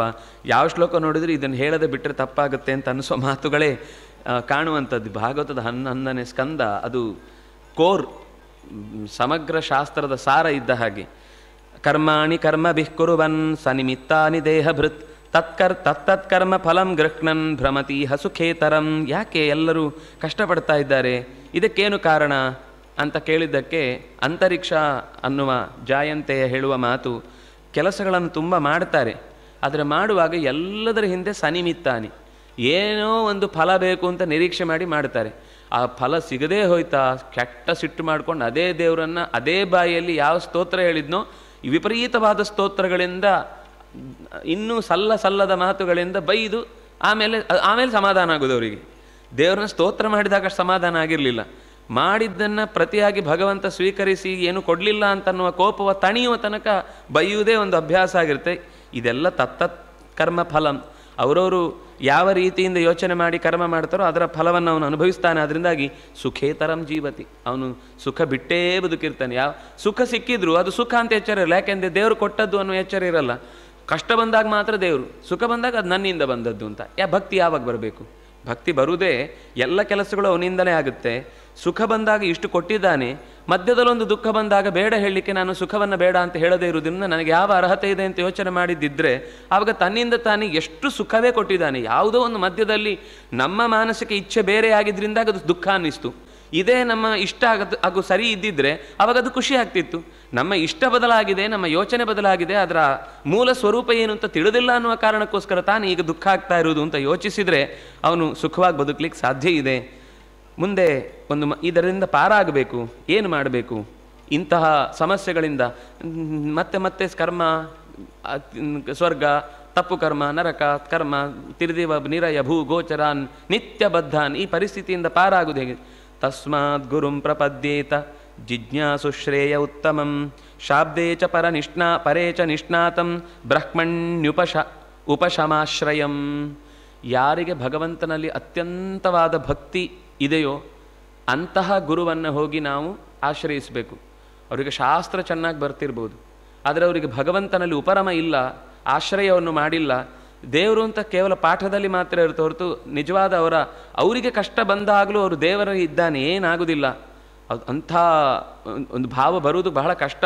ಆದರೆ ಇದೆ, ಖಂಡಿತ ಇರುತ್ತೆ. ನಿಜವಾದ ಒಳಗಿನಿಂದ ಶಾಸ್ತ್ರದ ಪಕ್ವತೆ ಇದ್ದರೆ ಖಂಡಿತ ಆ ಭಾವ ಬರುತ್ತೆ. ಏನಾದರೂ ಅದು ಅವನಿಂದ. ಅಂಥ ಗುರುಗಳನ್ನು ಪ್ರಪದ್ಯೇತ, ಗಟ್ಟಿ ಕಾಲು ಹಿಡಿಬೇಕು, ಬಿಡಬಾರ್ದು. ಆಮೇಲೆ ತದ್ವಿಧಿ ಪ್ರಣಿಪಾತೇನ ಪರಿಪ್ರಶ್ನೇನ ಸೇವಯ ಉಪದೇಕ್ಷಂತಿ ತೇ ಜ್ಞಾನಂ ಜ್ಞಾನಿನ ತತ್ವದರ್ಶಿನಃ. ಹೇಳೋದಿಲ್ಲ, ಅವರು ಒದ್ದು ಹೋಗ್ತಾರೆ, ಮಾತಾಡೋದೇ ಇಲ್ಲ. ಇದೆಲ್ಲ ನಿಮಗೇನು ಉಪಯೋಗ ಇಲ್ಲ, ನೀವೆಲ್ಲ ಇನ್ನೂ ಸ್ವಲ್ಪ ಓಡಾಡ್ಕೊಂಡು ಬನ್ನಿ, ಇನ್ನೂ ಸ್ವಲ್ಪ ಧೂಳೆಲ್ಲ ತಿಂದು ಇನ್ನೂ ಆಗೋದೇ ಇಲ್ಲ ಉಸಿರಾಡ್ಲಿಕ್ಕೆ ಅಂದಾಗ ನಮ್ಮ ಹತ್ರ ಬನ್ನಿ. ಹಾಗೆ ಅಲ್ವ, ನಾವು ಡಾಕ್ಟ್ರ್ ಹತ್ರ ಎಲ್ಲ ಹೋಗಿ ಕೊನೆಗೆ ಏನೂ ಆಗೋದಿಲ್ಲ ಅಂದಮೇಲೆ ಆಮೇಲೆ ಆಯುರ್ವೇದ ಹತ್ರ ಬಂದು ಏನಾದರೂ ಮಾಡಿ ಬದುಕಿಸಿ ಅಂತ ಆಮೇಲೆ ಬಂದು ಕೇಳಲಿಕ್ಕೆ ಬಂದು. ಹಾಗೆ ಈ ಮೂಲಕ್ಕೆ ಮದ್ದು ಕೊಡಬೇಕಾದದ್ದು ನಿಜವಾದ ಕ್ರಮ. ಅಂಥ ಭವರೋಗ ವೈದ್ಯ ಇದ್ದಾನೆ ಅಂತ ತಿಳಿದಿದ್ರು ಎಲ್ಲ ವೈದ್ಯರನ್ನು ಹೋಗಿ ಬಂದು ಆಮೇಲೆ ಇಲ್ಲಿ ಬಂದರೆ ಅವರು ಸುಮ್ಮನಿರ್ತಾರೆ. ಸ್ವಲ್ಪ ಹೊತ್ತು ಇನ್ನು ನಿಮಗೂ ಈಗ ಏನು ಅಂದರೆ ಬರೀ ರೋಗ ಹೋಗ್ಲಿಂದ ಮಾತ್ರ ಬಂದದ್ದು ಇಲ್ಲಿಗೆ. ನಮಗೆ ಭವರೋಗ ಹೋಗಬೇಕು ಅಂತ ಯೋಚನೆ ಎಲ್ಲಿಗೆ ಬರುತ್ತೋ ಆವಾಗ ನಾವು ಹೇಳ್ತೇವೆ ಅಂತ ಅವ್ರು ನಮ್ಮನ್ನು ಚೆನ್ನಾಗಿ ಪರೀಕ್ಷೆ ಮಾಡ್ತಾರೆ. ಆಗಲೂ ಬಿಡಬಾರ್ದು. ಆ ಗುರುಗಳಿಂದ ಭಾಗವತ ಧರ್ಮವನ್ನು ಚೆನ್ನಾಗಿ ತಿಳಿದು, ಗುರುಹು ಆತ್ಮದೈವತಃ, ನಮ್ಮ ಹೃದಯದ ದೈವವನ್ನು ಪರಿಚಯಿಸಿಕೊಡುವಂತಹ ಗುರು ಇವನು ಅಂತ ಅವನ ಬಗ್ಗೆ ಅತ್ಯಂತ ಗೌರವದಿಂದ ಎಲ್ಲ ರೀತಿಯಾದ ಶುಶ್ರೂಷೆಯನ್ನು, ಶುಶ್ರೂಷ ಅನ್ನುವ ಶಬ್ದದ ಅರ್ಥ ಮೇಲ್ನೋಟಕ್ಕೆ ಕೇಳುಗತನ ಅಂತ, ಜ್ಞಾತುಮಿಚ್ಛಾ ಜಿಜ್ಞಾಸ, ಶ್ರೋತುಮಿಚ್ಛಾ ಶುಶ್ರೂಷ ಅಂತ. ಆದರೆ ಕೇಳುವುದಕ್ಕೆ ಸುಮ್ಮನೆ ಕೇಳಬೇಕು ಅಂತ ಆಸೆ ಬಂದರೆ ಅದು ಉಪಯೋಗ ಇಲ್ಲ.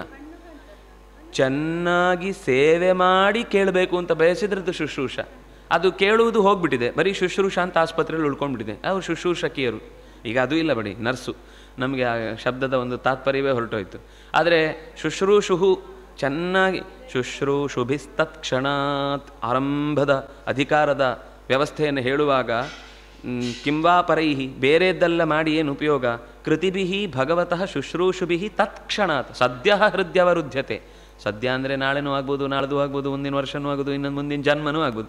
ಆಗ ಹಾಗಿಲ್ಲ ಅಂದರು. ಸದ್ಯ ಅಂದರೆ ಸದ್ಯವೇ ಬರಲಿಕ್ಕಿದ್ದಾನೆ ಅಂತ ಹೇಳಿ 1 ವರ್ಷ ಆಗಿರುತ್ತೆ, ಬಂದೇ ಇರಲ್ಲ. ಅದಕ್ಕೆ ಅವರು ಇನ್ನೂ ಶಬ್ದ ಬಳಸೋದು ತತ್ಕ್ಷಣಾತ್, ಮತ್ತೆ ಅದಕ್ಕೆ ಮುಂದಿನ ವರ್ಷ ಅಂತ ಅರ್ಥ. ಅವನು ನಿಜವಾಗಿಯೂ ಭಗವಂತನನ್ನು ನನ್ನ ಹೃದಯದಲ್ಲಿ ಇರಿಸಿಕೊಳ್ಳಬೇಕು ಅಂತ ಅನನ್ಯವಾಗಿ ಪ್ರಾರ್ಥಿಸಿ ಕೇಳಿಕೊಂಡ ಅಂದರೆ ಅವನು ವಾಸ ಮಾಡಿಯೇ ಮಾಡ್ತಾನೆ. ವಸ್ತುತಃ ವಾಸ ಮಾಡಿರ್ತಾನೆ, ವಾಸ ಮಾಡಿದ್ದಾನೆ ಅಂತ ಅವನಿಗೆ ಸದಾ ಎನ್ನ ಹೃದಯದಲ್ಲಿ ವಾಸ ಮಾಡೋ ಶ್ರೀಹರಿ ಅಂದರೆ ಈಗೇನಿದು, ಈ ಮಾತು ಹೇಳಬೇಕಾದ್ರೂ ವಾಸ ಮಾಡಿರಬೇಕಲ್ವ. ಅಂದರೆ ಅಭಿಪ್ರಾಯ ಏನು, ನನಗೆ ನೀನು ವಾಸ ಮಾಡಿದ್ದಿ ಅನ್ನೋ ಅನುಭವ ತಂದುಕೊಡು.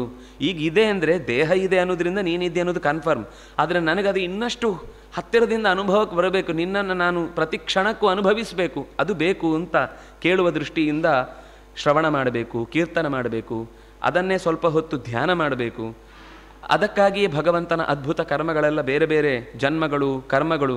ಜನ್ಮ ಕರ್ಮ ಚ ಮೇ ದೀಪಂ ಏವಂ ಯೋ ವೇತ್ತಿ ತತ್ವತಃ. ಕೃಷ್ಣ ಅದನ್ನೇ ಗೀತೆಯಲ್ಲಿ, ಯಾರು ಭಗವಂತನ ಜನ್ಮ ಕರ್ಮಗಳನ್ನು ತತ್ವತಃ ವೇತ್ತಿ ಸರಿಯಾಗಿ ತಿಳ್ಕೊಳ್ತಾನೆ, ಹುಟ್ಟುತ್ತಾನೆ ಅಂತ ಅಂದ ತಕ್ಷಣ ಅವನಿಗೂ ಅಪ್ಪ ಅಮ್ಮ ಇದೆ, ನಮ್ಮ ಥರನೇ ಸಾಮಾನ್ಯ, ಅಥವಾ ಅವನು ಕೂಡ ಮದುವೆ ಆಗ್ತಾನೆ, ಅವನಿಗೂ ಭೋಗದ ಬಯಕೆ ಇದೆ ಅಂತ, ಹೀಗೆ ನಮ್ಮ ಯೋಚನೆಗಳನ್ನೆಲ್ಲ ದೇವರ ತಲೆಗೆ ತುಂಬಿ ಆ ಅವತಾರಗಳಲ್ಲಿರುವ ಗುಣಗಳನ್ನು ಲಕ್ಷಿಸದೆ ಅವನ ಅದಕ್ಕೆ ದಿವ್ಯಂ ಅನ್ನು ಶಬ್ದ ಬಳಸು. ಜನ್ಮ ಕರ್ಮಚ ಮೇ ದಿವ್ಯಂ, ಇದು ನಿಮ್ಮ ಹಾಗೆ ಈ ಲೋಕದಲ್ಲಿ ನಡೆಯುವಂಥದ್ದಲ್ಲ, ಇದು ಅಲೌಕಿಕವಾದಂತಹ ಪಾರಮಾರ್ಥಿಕವಾದ ವಿಶಿಷ್ಟವಾದ ಗುಣದಿಂದ ಕೂಡಿರುವಂಥದ್ದು ಅಂತ ಹೇಳುವ ಭಗವಂತನ ಗುಣಕರ್ಮಗಳನ್ನು, ಜನ್ಮ ಕರ್ಮಗಳನ್ನು ಯಾರು ಅರ್ಥ ಮಾಡಿಕೊಳ್ತಾನೋ ಅಂಥವನು ಖಂಡಿತ ಪ್ರತಿಯೊಂದು ಕ್ಷಣದಲ್ಲೂ ಭಗವಂತನ ಪ್ರೀತಿಯನ್ನು ಅವನು ಅನುಭವಿಸಲಿಕ್ಕೆ ಸಾಧ್ಯ ಆಗುತ್ತೆ. ಅದಕ್ಕೋಸ್ಕರ ಅವನು ಏನು ಮಾಡಬೇಕು ಅಂದರೆ, ತನಗೆ ತುಂಬ ಇಷ್ಟವಾದದ್ದನ್ನು, ತಾನು ಕೊಟ್ಟು ಬಿಟ್ಟದ್ದನ್ನು, ಆಲೋಚಿಸಿದ್ದನ್ನು, ಜಪಿಸಿದ್ದನ್ನು, ಯಾವುದೋ ಒಂದು ಊರಿಗಾಗಿ ನಡೆಸಿದಂತಹ ಪೂರ್ತಿ, ಒಂದು ಕೆರೆ ಕಟ್ಟಿದ್ದು ಅಥವಾ ಯಾವುದೋ ಪೂರ್ತಿ ಅಂತಂದರೆ ಸಮಾಜದ ಅಪೇಕ್ಷೆಯನ್ನು ಪೂರ್ತಿ ಮಾಡುವುದು, ಅದು ಪೂರ್ತ. ಅಂತಹ ಪೂರ್ತದ ಕೆಲಸಗಳನ್ನು ಆತ್ಮನಃ ಪ್ರಿಯಂ, ತನಗೆ ಜೀವಕ್ಕೆ ಬಹಳ ಇಷ್ಟ ಅದು, ಅಂತಹ ಆತ್ಮನಿಗೆ ಪ್ರಿಯವೆನಿಸಿದ್ದನ್ನು, ಹೆಂಡತಿಯನ್ನು, ಮಕ್ಕಳನ್ನು, ಪ್ರಿಯರನ್ನು, ಪ್ರಾಣವನ್ನೂ ಕೂಡ ಪರಸ್ಮೈ ಸನ್ನಿವೇದಯೇತ್, ಹೆಂಡೀರು ಮಕ್ಕಳು ನಿನ್ನ ತೋಂಡರೆಂಬರು, ಇದೇ ಅರ್ಥದಲ್ಲಿ ಹೇಳಿದ್ದು.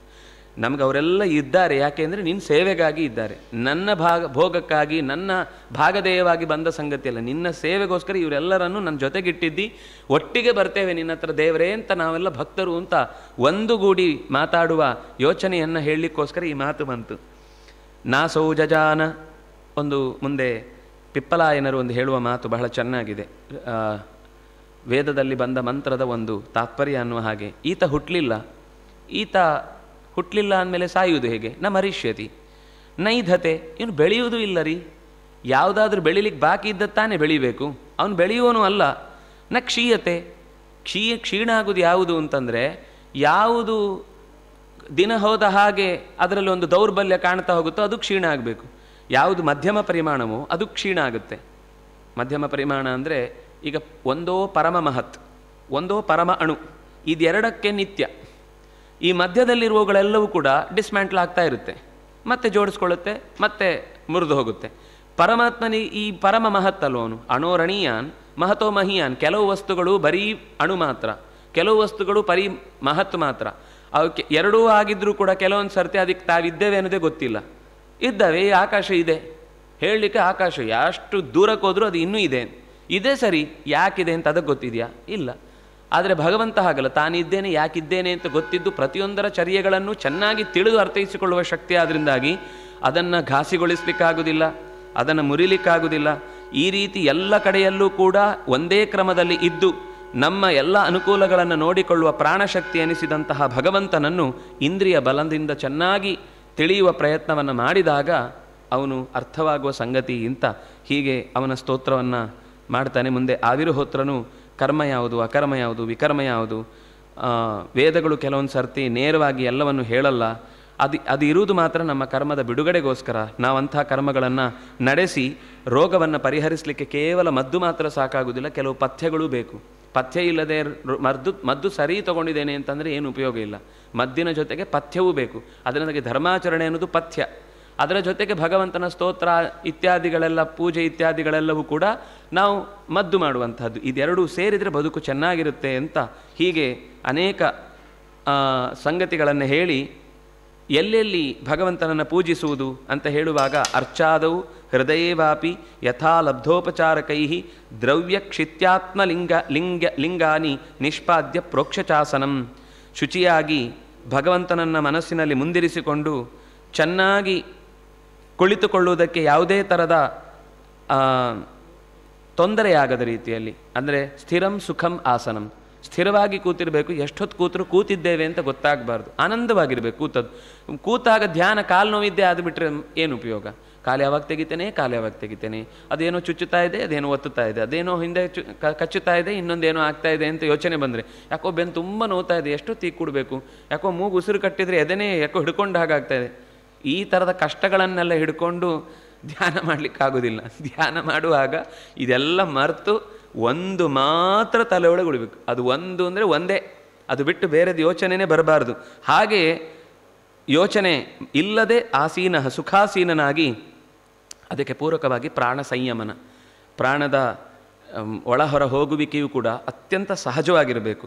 ಅದನ್ನು ಏನೋ ಒತ್ತಡಕ್ಕೆ ಬಿದ್ದಾಗ ಧ್ಯಾನ ಮಾಡ್ತೇವೆ ಅಂತ ಏದುಸಿರು ಬಿಡ್ತಾ ಇದ್ದರೆ ಉಪಯೋಗ ಇಲ್ಲ. ಅದು ಯಾಕೆಂದರೆ ಅದು ಮತ್ತು ಒಂದು ಅಡ್ಡ. ನಮಗೆ ಆ ಏದುಸಿರು ಅನ್ನೋದೇ ಹೆಚ್ಚು ಕೇಳಿಸ್ತಾ ಇದ್ದರೆ ಏನಕ್ಕೆ ಈಗ ಆಗ್ತಾ ಇದೆ ಅಂತ ಮತ್ತೆ ಡಾಕ್ಟರ್ ಹತ್ರ ಇವತ್ತು ಹೋಗಬೇಕಿತ್ತು ಏನು, ಮದ್ದು ಇವತ್ತು ಬೆಳಿಗ್ಗೆ ತೊಗೊಳ್ಳಿಲ್ವೇನು, ಮತ್ತು ಅದೇ ಯೋಚನೆ ಶುರುವಾಗುತ್ತೆ ಹೊರತು ಧ್ಯಾನ ಮತ್ತೆ ಅದರದ್ದೇ ಆಗುತ್ತೆ. ಏನು ಸಮಸ್ಯೆ ಇದೆಯೋ ಅಲ್ಲಿದ್ದಾಗುತ್ತೆ. ಪಿಂಡಂ ವಿಶೋಧ್ಯ, ಈ ಪ್ರಾಣಾಯಾಮದಿಂದ, ಆಸನದಿಂದ ಪಾರಿಸರಿಕವಾದ ಶುಚಿ, ಆಸನದ ಶುಚಿ, ವಸ್ತ್ರದ ಶುಚಿ, ಶರೀರದ ಶುಚಿ, ಮನಸ್ಸಿನ ಶುಚಿ, ಈ ಶುಚಿಯ ಜೊತೆಗೆ ಪಿಂಡವನ್ನು ವಿಶೋಧಿಸಿ ಬೇರೆ ಎಲ್ಲ ಯೋಚನೆಗಳನ್ನು ಸಮ್ಯಕ್ ನ್ಯಸ್ಯ, ಅವನಲ್ಲೇ ಎಲ್ಲವನ್ನೂ ಇಟ್ಟು ಅವನೇ ಇದನ್ನೆಲ್ಲ ನೋಡ್ಕೊಳ್ಳೋನು, ಸಯೇವ ಕೃತರಕ್ಷ್ಯ, ಅವನೇ ನಮ್ಮನ್ನು ರಕ್ಷಿಸುವವನು ಅಂತನ್ನುವ ಭಾವದಿಂದ ಹೃದಯದಲ್ಲಿರುವ ಕಮಲದ ನಡುವಿನ ಅತ್ಯಂತ ಮಂಗಳಮಯವಾದ ಚೇತನವನ್ನು ಅರ್ಚಿಸಬೇಕು. ಹೊರಗಿನಿಂದ ಪೂಜೆ ಮಾಡುವುದಕ್ಕಿಂತ ಮುನ್ನ ಮೊದಲು ಒಂದು 2 ನಿಮಿಷ ಆದರೂ ಸರಿ, ಆರಂಭದಲ್ಲಿ ಮೊದಲು ಒಂದು ಸರ್ತಿ ಇಡೀ ಆ ಪೂಜೆಯ ಪ್ರಕ್ರಿಯೆಯನ್ನು ನಮ್ಮ ಹೃದಯದ ಮಧ್ಯದಲ್ಲಿ ಒಂದು ಚಂದದ, ಅಲ್ಲಿ ಎಷ್ಟು ಬೇಕಾದರೂ ವಿಜೃಂಭಣೆ ಮಾಡ್ಬೋದು. ನಮ್ಮ ಹೃದಯದ ಮಧ್ಯದಲ್ಲಿ ಎಷ್ಟು ಬಂಗಾರ, ಎಷ್ಟು ಬೆಳ್ಳಿ, ಎಷ್ಟು ಮುತ್ತು ರತ್ನಗಳು, ಯಾವ ಥರದ ಹೂ ಇಷ್ಟೋ ಅದೆಲ್ಲವನ್ನು ಕಲ್ಪಿಸಿ ನಾವು ದೇವರಿಗೆ ಬುಟ್ಟಿಗಟ್ಟಲೆ ನಾಮಗಳನ್ನು ಹೇಳ್ತಾ ಅನುಸಂಧಾನ ಮಾಡ್ತಾ ಚಿಂತನೆಯನ್ನಿಟ್ಟು ಅರ್ಚಿಸಿದರೆ ಅದು ಮೊದಲ ಒಂದು ಪೂಜೆ. ಅದಾದಮೇಲೆ ಅದರ ಬಾಹಿಕವಾದ ಚಿಂತನೆ ಹೊರಗಿನಿಂದ, ಅದರಲ್ಲಿ ಕೆಲವು ನಮ್ಮ ಹತ್ರ ಆಗದೆ ಹೋಗಿತ್ತು, ಹಾಗೆ ದೇವರಿಗೆ ನೀರು, ಆಸನಾರ್ತೆ ಉದಕಂ, ನಮಗೂ ಮತ್ತೆ ಎಲ್ಲೋ ಕೂತ್ಕೊಳ್ಳೋಕೆ ಸರಿ ಒಂದು ಲೋಟೆ ನೀರು ಬೀಳುತ್ತೆ. ಅಲ್ಲಿ ಆಸನ ಇದ್ದು ಕೊಡದೆ ಅಲ್ಲೂ ಅದನ್ನೇ ನಾವು ದಾರಿ ಕೆಡುವ ರೀತಿಯಲ್ಲಿ ಮಾಡಬಾರ್ದು ಅಂತಷ್ಟೇ. ಇದ್ದದ್ದೆಲ್ಲವನ್ನು ಒಪ್ಪಿಸುವಂತಹ ಕೆಲಸ ಮಾಡಿದರೆ ಹೀಗೆ ಭಗವಂತನನ್ನು ಪ್ರತಿಮೆಯಲ್ಲಿ, ಹೃದಯದಲ್ಲಿ, ಎರಡೂ ಕಡೆಯಲ್ಲಿ ನಿರಂತರ ಆರಾಧನೆ ಮಾಡಬೇಕಾದದ್ದು. ಅದಕ್ಕೆ ಬಳಸಿಕೊಳ್ಬೇಕಾದ ಮಂತ್ರ, ಮೂಲ ಮಂತ್ರ ಅಂತ ನಾರಾಯಣ ಅಷ್ಟಾಕ್ಷರದ ಮಹತ್ವವನ್ನು ಹೇಳ್ತಾರೆ. ಪಾದ್ಯವನ್ನು ಹೇಗೆ ಸಾಂಗೋಪಾಂಗವಾಗಿ ಮಾಡುವುದು ಅಂದರೆ ಅದಕ್ಕೆ ಸಂಬಂಧಪಟ್ಟ ರಾಜೋಪಚಾರಗಳು ಹೇಗೆ ಬರ್ತವೆ, ಇದೆಲ್ಲದರ ವಿವರಣೆಯನ್ನು ಅಲ್ಲಿ ಹೇಳ್ತಾರೆ. ಆಮೇಲೆ ದ್ರುಮಿಲ, ಚಮಸ, ಕರಭಾಜನರು ಎಲ್ಲರೂ ಅನೇಕ ಥರದ ಅಪೂರ್ವ ಸಂಗತಿಗಳನ್ನು ಹೇಳ್ತಾರೆ. ಒಂದು ಸಂಗತಿಯನ್ನು ಕರಭಾಜನರು ಹೇಳುವಾಗ, ಕೃತಯುಗದಲ್ಲಿ ಭಗವಂತ ಬೆಳ್ಳಂಬೆಳಕಾಗಿ ಕಾಣಿಸಿಕೊಳ್ಳುವವನು 4 ತೋಳುಗಳಿಂದ ಜಟೆಯನ್ನು ತೊಟ್ಟು ವಲ್ಕಲಧಾರಿಯಾಗಿ ದರ್ಶನ ಕೊಡ್ತಾನೆ. ಆ ಯುಗದಲ್ಲಿ ಕಾಣುವ ಭಗವಂತನ ರೂಪ. ತ್ರೇತೆಯಲ್ಲಿ ಕೆಂಪು ಬಣ್ಣದವನಾಗಿ 4 ತೋಳುಗಳಿಂದ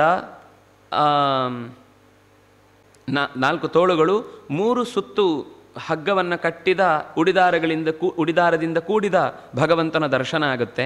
ಇನ್ನು ತುಂಬ ಹೇಳಿದರೆ ಹಿರಣ್ಯಕೇಶ, ತ್ರಯ್ಯಾತ್ಮ, ಸೃಕ್ಸೃವ ಇತ್ಯಾದಿ ಉಪಲಕ್ಷಣಗಳು ಇತ್ಯಾದಿಗಳನ್ನು ಹೇಳ್ತಾರೆ. ದ್ವಾಪರದಲ್ಲಿ ಭಗವಾನ್ ಶ್ಯಾಮ, ಒಂದು ರೀತಿ ನೀಲ ಬಣ್ಣದಲ್ಲಿ ಕಾಣಿಸಿಕೊಳ್ತಾನೆ. ಶ್ಯಾಮ ಪೀತವಾಸಾಹ, ಹಳದಿ ಬಣ್ಣದ ಪಟ್ಟೆಯನ್ನು ಉಟ್ಟವನಾಗ್ತಾನೆ.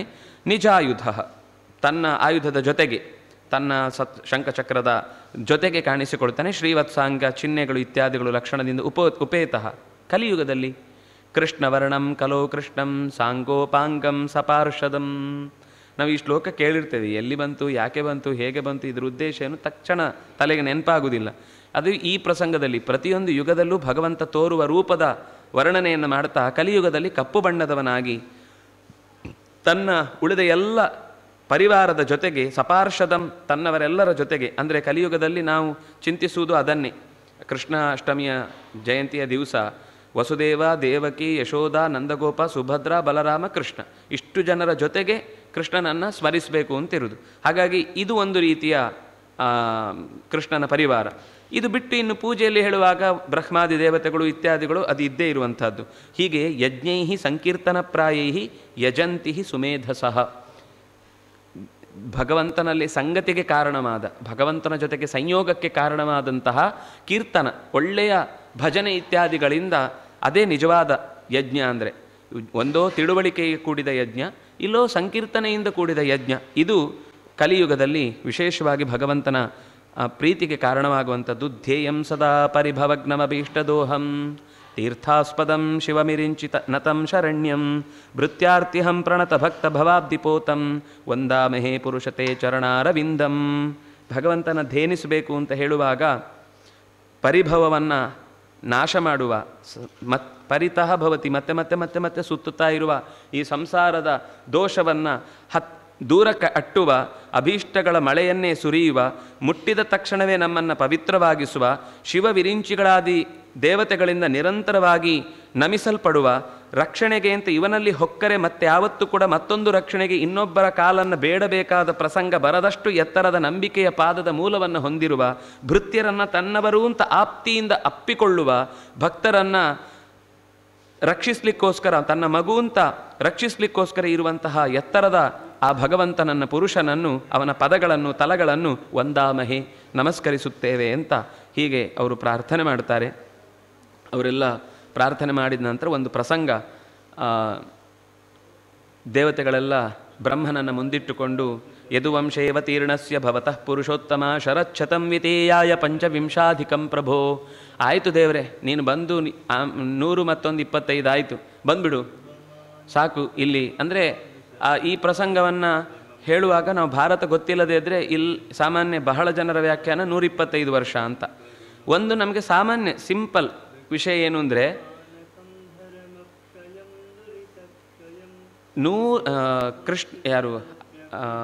ಯುಧಿಷ್ಠಿರ 108 ವರ್ಷ ಇದ್ದದ್ದು.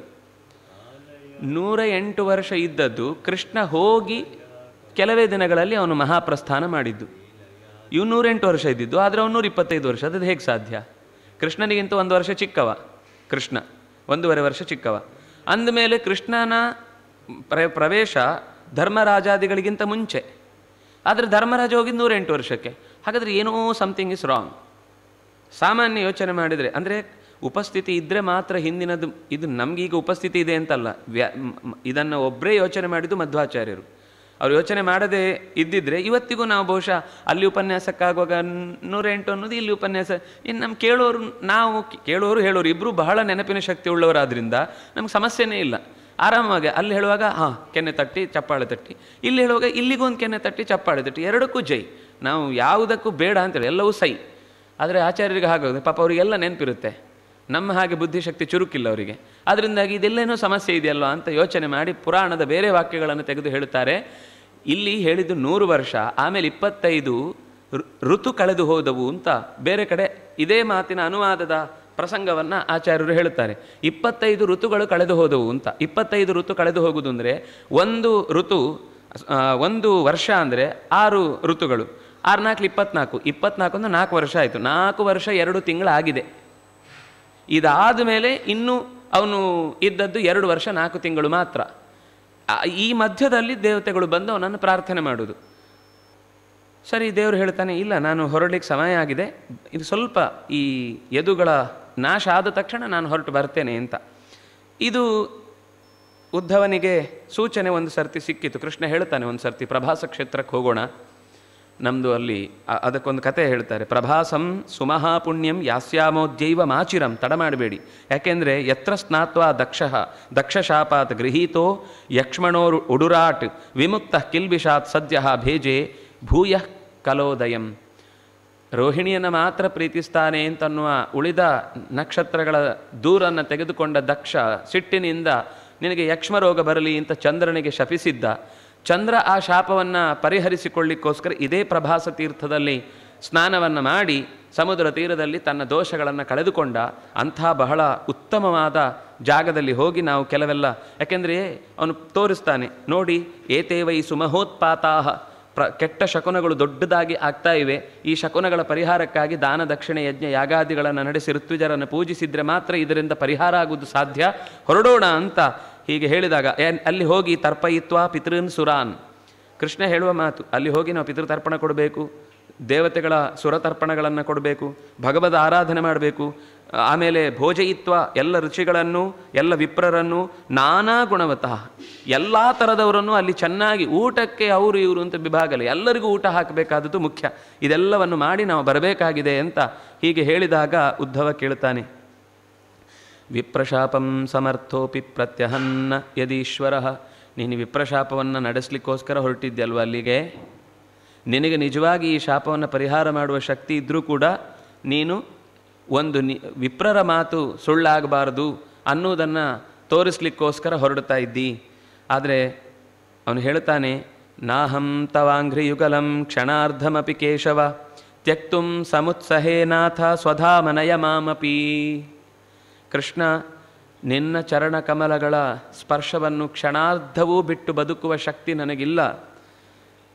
ತ್ಯಕ್ತುಂ ಸಮುತ್ಸಹೇನಾಥ, ನಾನು ಇದು ಬಿಟ್ಟು ಬೇರೆ ರೀತಿಯಿಂದ ನಿನ್ನ ಜೊತೆಗೇ ನಾನು ನಯಮಾಮಪಿ ಸ್ವಧಾಮ, ನಿನ್ನ ವೈಕುಂಠಕ್ಕೆ ಕರ್ಕೊಂಡು ಹೋಗಿ ಅಲ್ಲಿ ಇರ್ತೇನೆ ನಿನ್ನ ಜೊತೆಗೆ ಹೊರತು ನಿನ್ನನ್ನು ಬಿಟ್ಟು ಇಲ್ಲಿ ಇರ್ಲಿಕ್ಕೆ ನನ್ನ ಹತ್ರ ಶಕ್ತಿ ಇಲ್ಲ ಅಂತ.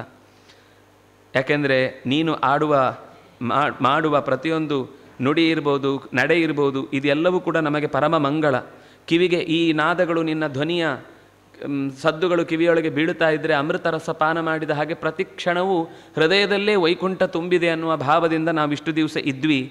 ನಿನ್ನ ಜೊತೆಗೆ ಮಲಗುವುದು, ನಿನ್ನ ಜೊತೆಗೆ ಓಡಾಟ, ನಿನ್ನ ಜೊತೆಗೆ ಊಟ, ನಿನ್ನ ಜೊತೆಗೆ ಕೂಟ, ನಿನ್ನ ಜೊತೆಗೆ ಸ್ನಾನ, ನಿನ್ನ ಜೊತೆಗೆ ಕ್ರೀಡೆ, ನಿನ್ನ ಜೊತೆಗೆ ಎಲ್ಲ ಕ್ರಿಯೆಗಳನ್ನು ಮಾಡ್ತಾ ಇದ್ದವನು ಕಥಂ ತ್ವಾಂ ಪ್ರಿಯಮಾತ್ಮಾನಂ ವಯಂ ಭೋಕ್ತಾಸ್ತ್ಯಜೇಮಹಿ. ಹೇಗೆ ಈಗ ಇದೆಲ್ಲ ಬಿಟ್ಟು ಒಂದೇ ಸರ್ತಿಗೆ ಎಲ್ಲ ದೂರ ಮಾಡು ಅಂತಂದರೆ ಹೇಗೆ? ತ್ವಯೋಪಭುಕ್ತ ಸ್ರಗ್ಗಂಧ ವಾಸೋಲಂಕಾರ ಚರ್ಚಿತಾ ಉಚ್ಛಿಷ್ಟ ಭೋಜಿನೋ ದಾಸಾ ತವ ಮಾಯಾಂ ಜಯೇಮಹಿ. ಇಲ್ಲಿಯ ತನಕ ನೀನಿದ್ದದ್ರಿಂದ ಈ ಮಾಯೆಯನ್ನು ಗೆದ್ದು ನೀನು ತಿಂದ ಪದಾರ್ಥವನ್ನು, ನೀನು ಉಟ್ಟ ಬಟ್ಟೆಯನ್ನು, ನೀನು ತೊಟ್ಟ ಹೂವಿನ ಮಾಲೆಯನ್ನೇ ನಮಗೆ ಪ್ರಸಾದ ಅಂತ ಉಚ್ಚಿಷ್ಟವನ್ನೇ ಹುಡುಕಿ ಹುಡುಕಿ ಸ್ವೀಕರಿಸಿ ಒಂದು ಕೂಡ ಅದೆಲ್ಲೂ ನೀನು ಪಕ್ಕಕ್ಕೆ ಎಸಿಲಿಕ್ಕೆ ಬಿಡುವುದೇ ಇಲ್ಲ.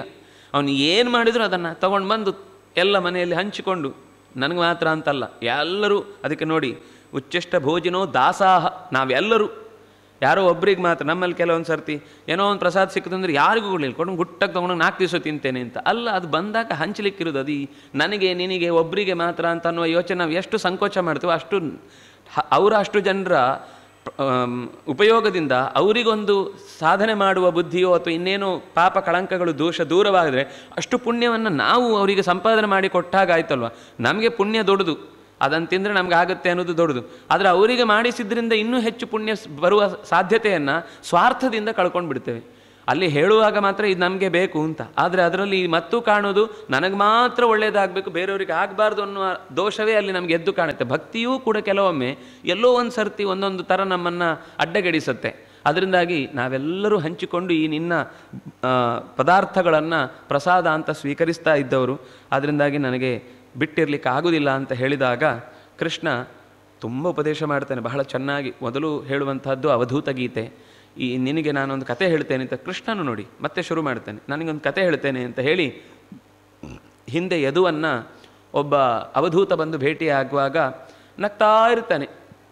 ಅವನು ಹೇಳ್ತಾನೆ, ನನ್ನ ಹತ್ರ ದೊಡ್ಡ ಮೇನೆ ಇದೆ ಓಡಾಡಲಿಕ್ಕೆ, ಆನೆ ಇದೆ, ಕುದುರೆ ಇದೆ, ಅರಮನೆಯಲ್ಲಿ ಕೇಳಿದ ಸಂಗತಿಗಳು ಕಾಲಕ್ಕೆ ಸಿಗುತ್ತೆ, ಕೂತ್ಕೊಳ್ಳಿಕ್ಕೆ ಹಂಸತೂಲಿಕಾ ತಲ್ಪ ಇದೆ, ಮಲಗಲಿಕ್ಕೆ, ಕೂಡಲಿಕ್ಕೆ, ನಿಲ್ಲಲಿಕ್ಕೆ, ಪ್ರತಿಯೊಂದಕ್ಕೂ ಸಹಾಯ ಮಾಡಲಿಕ್ಕೆ ಕಾಲಿಗೆ ಕೈಗೆ ಆಳುಗಳು ಕಾಳುಗಳು ಬೇಕಾದಷ್ಟಿದ್ದಾವೆ.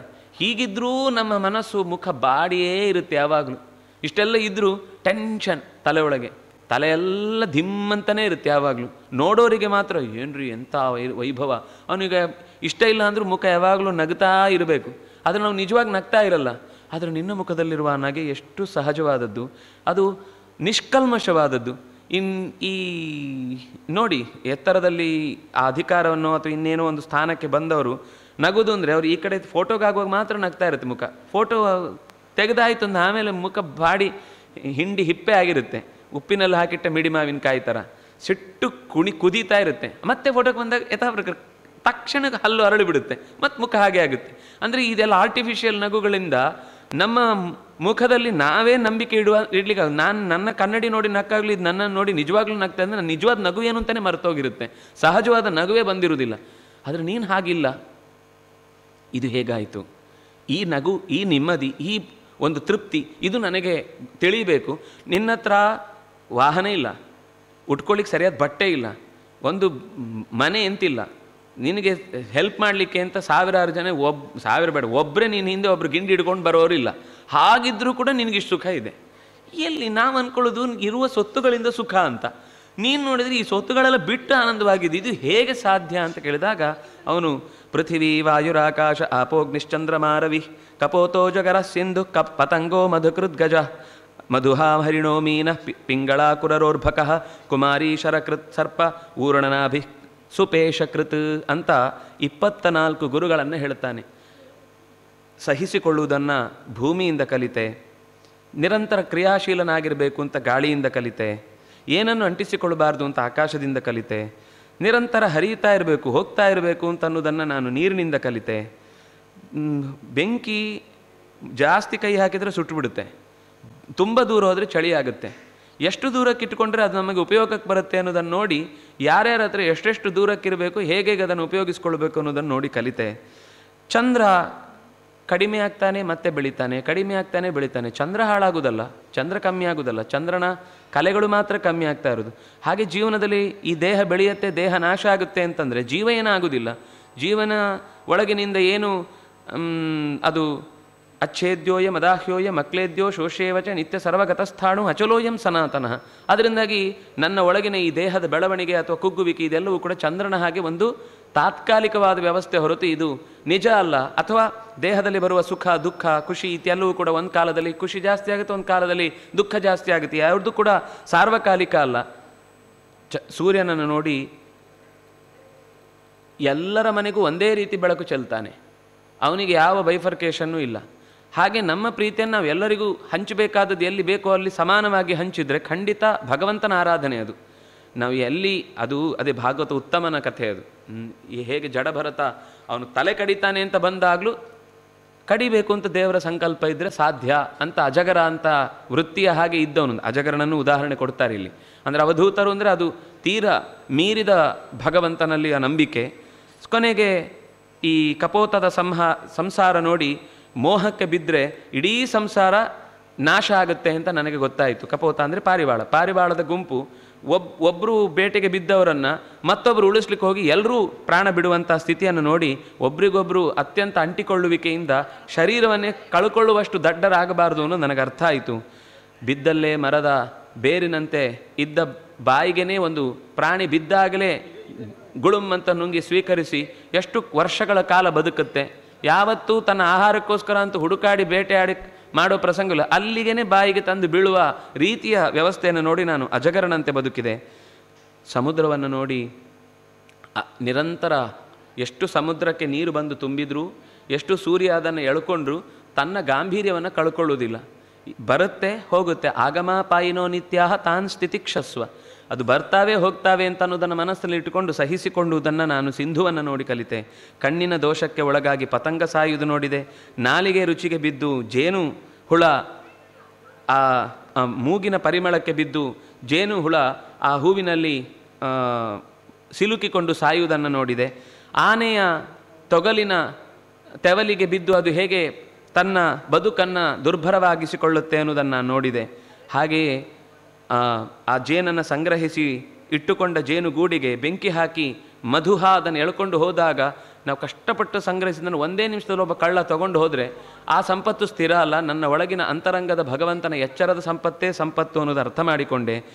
ಈ ಜಿಂಕೆ ಕಿವಿಯ ನಾದಕ್ಕೆ ಬಲಿಯಾಗಿ ತನ್ನ ಜೀವವನ್ನು ಕಳೆದುಕೊಂಡಿತು. ನಾಲಿಗೆ ರುಚಿಗೆ ಮೀನು ಬಾಯಿ ತೆಗೆದುಕೊಂಡಿತು. ಒಬ್ಬಳು ಪಿಂಗಳೆ ದೇಹದ ಸುಖಕ್ಕಾಗಿ ಬಂದವರನ್ನೆಲ್ಲ ತನ್ನವರು ಅಂತ ಭಾವಿಸಿ ಕೊನೆಗೆ ದೇಹ ಜರ್ಜರಿತವಾದಾಗ ಬಾರದೇ ಇರುವುದನ್ನು ನೋಡಿ ನಾನು ಅಂತರಂಗದ ಗೆಳೆಯನೊಬ್ಬ ಬೇರೆ ಇದ್ದು ನನಗೆ ಇಲ್ಲಿಯ ತನಕವೂ ಈ ಸುಖವನ್ನು ಕೊಟ್ಟವ ಅವನೂ ಅನ್ನುವ ಎಚ್ಚರದಿಂದ ಕೊನೆಗೆ ಅವನೇ ನನ್ನ ಗತಿ ಅಂತ ಭಾವಿಸಿ ಹೋದ ಪಿಂಗಳೆಯನ್ನು ನೋಡಿ ನಾನೊಂದಿಷ್ಟು ಕಲಿತೆ. ಈ ಮಾಂಸವನ್ನು ಪರಸ್ಪರ ಕಿತ್ತಾಡ್ತಾ ಓಡಾಡ್ತಾ ಬದುಕಲಿಕ್ಕೆ ಸಾಧ್ಯ ಇಲ್ಲ ಅಂತಾಗಿ ಕೊನೆಗೆ ಬಾಯಿಯಿಂದ ಮಾಂಸವನ್ನು ಬಿಟ್ಟೊಡನೆ ಎಲ್ಲ ಹದ್ದುಗಳು ಮಾಂಸದ ಹಿಂದೆ ಹೋದು ನನ್ನ ಹಿಂದೆ ಬರಲಿಲ್ಲ ಅಂತ ಆ ಕುರರ ಹೇಗೆ ಸಂತೋಷಪಟ್ಟು ಹೋಗುವುದನ್ನು ನೋಡಿ ಸಂಪತ್ತು ಹಿಡ್ಕೊಂಡು ನಾವು ಓಡಾಡ್ತೇವೆ ಅಂದರೆ ಜನ ನಮ್ಮ ಹಿಂದೆನೇ ಇರ್ತಾರೆ. ಸಂಪತ್ತಿಲ್ಲದೆ ಅವಧೂತನ ನೋಡಿ ನನ್ನನ್ನು ಯಾರು ಎಲ್ಲೇ ಅರೆಸ್ಟ್ ಮಾಡೋದಿಲ್ಲ ಅಥವಾ ಯಾವುದೇ ಕಿರಿಕಿರಿ ಮಾಡಲಿಕ್ಕೆ ನನ್ನ ಹತ್ರ ಟ್ಯಾಕ್ಸ್ ತೊಗೊಳ್ಳಿಕ್ಕೆ ಬರೋದಿಲ್ಲ. ಯಾಕೆಂದರೆ ನನ್ನ ಹತ್ರ ಏನೂ ಇಲ್ಲ, ನಾನು ಆರಾಮಾಗಿರ್ತೇನೆ. ನಿಮ್ಮ ಹತ್ರ ಆದರೆ ಎಲ್ಲ ಅಡ್ಡ ದಾರಿ ಹುಡುಕ್ತಾ ಇರ್ತಾರೆ. ಏನೇನು ರೀತಿಯಿಂದ ನಿಮ್ಮನ್ನು ನಾವು ಬುಟ್ಟಿ ಒಳಗೆ ಹಾಕ್ಕೊಳ್ಬೋದು. ಕೆಲವರು ಬಕೆಟ್ ತರ್ತಾರೆ, ಕೆಲವರು ದೊಡ್ಡ ಪಾತ್ರೆ ತರ್ತಾರೆ, ಕೆಲವರು ದೊಡ್ಡ ಟಾಂಕಿನೇ ತರ್ತಾರೆ, ಇನ್ನು ಕೆಲವರು ಇನ್ನೂ ಅದಕ್ಕಿಂತ ದೊಡ್ಡದು ಹಿಡ್ಕೊಂಡು ಬರ್ತಾರೆ. ನಮ್ಮ ಹತ್ರ ಹಾಗೆ ಯಾರೂ ಬರುವುದಿಲ್ಲ. ಯಾಕೆಂದರೆ ಬಂದರೂ ನಮ್ಮ ಹತ್ರ ಕೊಡಲಿಕ್ಕಿರೋದು ಉಪದೇಶ ಮಾತ್ರ. ಕೂತ್ಕೋ ಕೇಳು ಮಗನೇ, ಕಿವಿ ಹಿಂಡುತ್ತೇನೆ ಅಂತ ಹೇಳ್ತೇವೆ ನಾವು.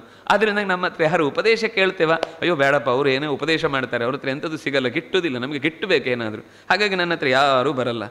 ಇನ್ನೊಬ್ಬ ಮಗುವನ್ನು ನೋಡಿ ನಾನು ಚೆನ್ನಾಗಿ ಅರ್ಥ ಮಾಡ್ಕೊಂಡಿದ್ದೇನು ಅಂದರೆ ಪ್ರಪಂಚದಲ್ಲಿ ಒಳ್ಳೆಯದು ಕೆಟ್ಟದ್ದು ಇದು ಯಾವುದು ಯೋಚನೆ ಇಲ್ಲದೆ ಎಲ್ಲವನ್ನು ನಗುವ ಸ್ಥಿತಿಯನ್ನು ನೋಡಿ ನಾವು ಯಾವಾಗ ನಮ್ಮ ಮನಸ್ಸಿನಲ್ಲಿ ಇವ್ರು ನಮ್ಮವರಲ್ಲ, ಇದು ಬೇಕು ಇದು ಬೇಡ ಅಂತ ಈ ಎಲ್ಲ ಭಾವನೆಗಳನ್ನು ಹೆಚ್ಚಿಸಿಕೊಳ್ತೇವೆ, ಆಗ ನಗು ತಾನಾಗಿ ಮಾಸುತ್ತೆ.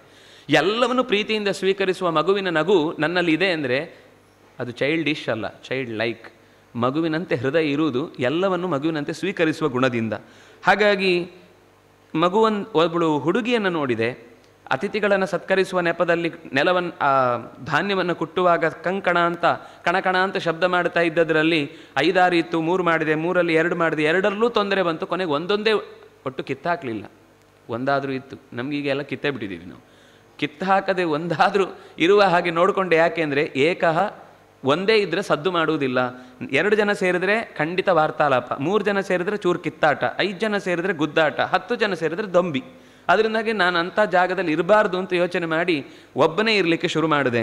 ಅಂದರೆ ಏನು ಮಾಡಬೇಕು ಅಂತ ಗೊತ್ತಿದ್ದು ಒಬ್ಬನೇ ಇದ್ದರೆ ಉದ್ಧಾರ ಆಗ್ತಾನೆ, ಏನು ಮಾಡಬೇಕು ಅಂತ ಗೊತ್ತಿಲ್ಲದೆ ಒಂದು ಹುಚ್ಚಿಡಿದು ಸತ್ತು ಹೋಗ್ತಾನೆ ಅಷ್ಟೇ.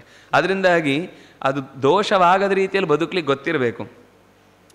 ಇನ್ನು ಶರಕೃತ್, ಒಬ್ಬ ಬಾಣ ಹೂಡುವವನನ್ನು ನೋಡ್ತಾ ಇದ್ದೆ. ಪಕ್ಕದಲ್ಲಿ ಒಬ್ಬ ರಾಜ ಹೋದಾಗಲೂ ಅವನ ಗಮನ ಬಾಣ ನೇರವಾಗಿ ಅದು ಗುರಿ ತಲುಪುತ್ತೋ ಅನ್ನೋದು ಮಾತ್ರ ಇತ್ತು. ಆ ಏಕಾಗ್ರತೆ ನನಗೆ ಅವನಿಂದ ಗೊತ್ತಾಯಿತು.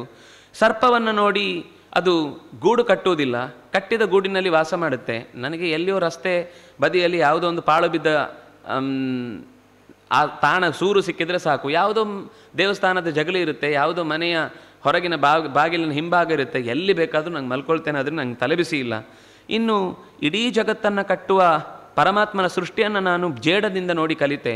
ಅದೆಲ್ಲ ಕಟ್ಟುತ್ತೆ, ತಾನು ಸಿಕ್ಕಾಕೊಳ್ಳಲ್ಲ, ಎಲ್ಲವೂ ಅದರಲ್ಲಿ ಬಂದು ಸಿಕ್ಕಾಕೊಳ್ಳುತ್ತೆ. ಈ ಮಾಯಾಬಲೆಯಿಂದ ಭಗವಂತ ಎಷ್ಟು ಚೆನ್ನಾಗಿ ಸೃಷ್ಟಿ ಮಾಡಿ ತಾನೆಲ್ಲ ಕಡೆ ಓಡಾಡ್ತಾನೆ, ಆದರೆ ತಾನು ಮಾತ್ರ ಯಾವತ್ತೂ ಈ ಗುಣಗಳ ಬಲೆಯಲ್ಲಿ ಸಿಲುಕದೆ ಎಷ್ಟು ಚೆನ್ನಾಗಿ ಓಡಾಡ್ತಾನೆ ಅಂತ ನನಗೆ ಅಂದರೆ ಪ್ರಕೃತಿಯ ಪಾಠ ಅಂದರೆ ಇದೆ. ಪ್ರಕೃತಿಯ ಪ್ರತಿಯೊಂದು ವಸ್ತುಗಳನ್ನು ಸೂಕ್ಷ್ಮವಾಗಿ ಗಮನಿಸಿದಾಗ ನಮಗೆ ಅದರಲ್ಲೊಂದು ಭಗವಂತನ ಎಚ್ಚರವನ್ನು ತರುವ ಸಂಗತಿಗಳು ಇರ್ತಾವೆ ಅಂತ. ಕೊನೆಗೆ ಸುಪೇಶಕೃತ್, ಯಾವುದೋ ಒಂದು ಹುಳವನ್ನು ತಂದು ಅದರೊಳಗಿಟ್ಟು ತನ್ನ ಗುಯಿಗುಡುವಿಕೆಯಿಂದ ಅದನ್ನು ಹೆದರಿಸ್ತಾ ಬೆದರಿಸ್ತಾ ಪ್ರೀತಿ ಮಾಡುವುದರ ಜೊತೆಗೆ ಅನ್ನವನ್ನು ಕೊಡ್ತಾ ಕೊಡ್ತಾ ಕೊಡ್ತಾ ಕೊಡ್ತಾ ಕೊನೆಗೆ ಅದರ ಒಳಗಿದ್ದ ಆ ಅದು ಯಾವುದು ಸಣ್ಣ ಹುಳ ಇದೇ ರೀತಿಯಾದ ಕಂಚುಕಾರದಂತೆ ತನ್ನ ರೆಕ್ಕೆಯನ್ನು ಬಲಿತುಕೊಂಡು ಅದು ಹೊರಟು ಹೋಗುತ್ತೆ. ಭಗವಂತನನ್ನು ನಿರಂತರವಾಗಿ ಅವನು ಏನು ಅನ್ನೋದನ್ನು ತಿಳಿದು ಉಪಾಸನೆ ಮಾಡ್ತಾ ಇದ್ದರೆ ಅವನು ಕೂಡ ಭಗವಂತನಂತೆಯೇ ಒಳ್ಳೆಯ ಜ್ಞಾನಾನಂದಮಯವಾದ ನೋಡಿ, ಅಲ್ಲಿ ಕಂಚುಕಾರ ಗುಯಿಗುಟ್ಟಿದ್ದರಿಂದ ಇದೇ ಕಂಚುಕಾರ ಒಳಗಿದ್ದ ಹುಳ ಆಗಿದ್ದಲ್ಲ. ಈ ಒಳಗಿದ್ದ ಹುಳ ಮತ್ತು ಕಂಚುಕಾರ ಎರಡು ಬೇರೆ.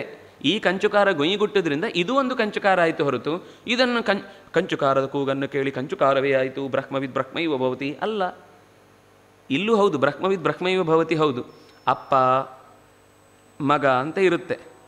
ಈ ಮಗನು ಒಂದು ದಿವಸ ಅಪ್ಪನಾಗ್ತಾನೆ ಅಂದರೆ ಆ ಅಪ್ಪ ಆಗ್ತಾನೆ ಅಂತಲ್ಲ, ಇವನು ಒಂದು ದಿವಸ ಅಪ್ಪ ಆಗ್ತಾನೆ ಅಂತ ಹೇಗೋ ಹಾಗೆ ಭಗವಂತನಂತೆ ಬ್ರಹ್ಮನಾಗ್ತಾನೆ ಅಂದರೆ ಪೂರ್ಣನಾಗ್ತಾನೆ. ಅವನ ಪೂರ್ಣ ಆ ಅಪ್ಪನ ಗುಣಚಿಂತನೆ ಏನಿತ್ತು ಈ ಮಗನ ಆದರೂ ಅಪ್ಪ ಆಗ್ತಾನೆ. ಒಂದು ಮಗುವನ್ನು ಹೆತ್ತ ಅನ್ನುವ ಕಾರಣಕ್ಕೆ ಅಪ್ಪ ಆಗ್ತಾನೆ.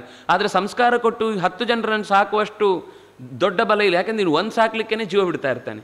ಆದರೂ ಅಪ್ಪನೇ. ಅವನು 10 ಸಾಕಿ ಗೆದ್ದ, ಇನ್ನು 1 ಸಾಕಿಯೂ ಸೋತ, ಆದರೂ ಅಪ್ಪ ಅಂತ ಹೆಸರು ಬಂತು. ಅದರಿಂದಾಗಿ ಅವನು ಮಹಾ ಅಪ್ಪ, ಇವನು ಅಪ್ಪ ಆಗಬೇಕು ಅಂತ ಪ್ರಯತ್ನ ಪಟ್ಟ ಆದ ಅಪ್ಪ.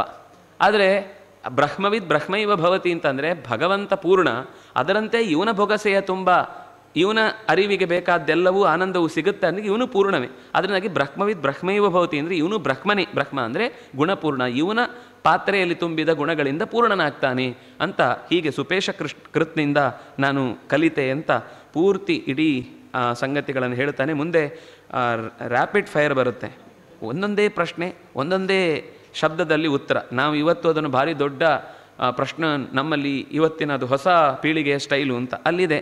ಅವನು ಕೇಳಿದ ಕಿಂ ದಾನಂ ಕಿಂ ತಪಃ ಕಿಂ ಶೌರ್ಯಂ ಸತ್ಯಂ ಋತಂ ಕಿಮುಚ್ಯತೆ ಕಿಮನ್ನಂ ಕಿಂ ತೃಪ್ತಿಜನಕಂ ಕಿಂಚ ಶೌಚಂ ಜನಾರ್ದನ ಅಂತ ಉದ್ಧವ ಕೇಳ್ತಾ ಹೋಗ್ತಾನೆ. ಅದಕ್ಕೆ ಅವನು ಒಂದೊಂದೇ ಪ್ರಶ್ನೆಗೆ ಉತ್ತರ. ಈ ದಂಡನ್ಯಾಸ ಪರಂ ದಾನಂ, ಇನ್ನೊಬ್ಬನಿಗೆ ನಮ್ಮಿಂದ ನೋಡಿದಾಗ ಭಯ ಆಗದಂತೆ ನಾವು ಅವರನ್ನು, ಅಂದರೆ ನಮ್ಮನ್ನು ನೋಡಿದಾಗ ವಿಶ್ವಾಸ ಬರಬೇಕು, ಹಾಗೆ ಬದುಕುವುದೇ ದಾನ.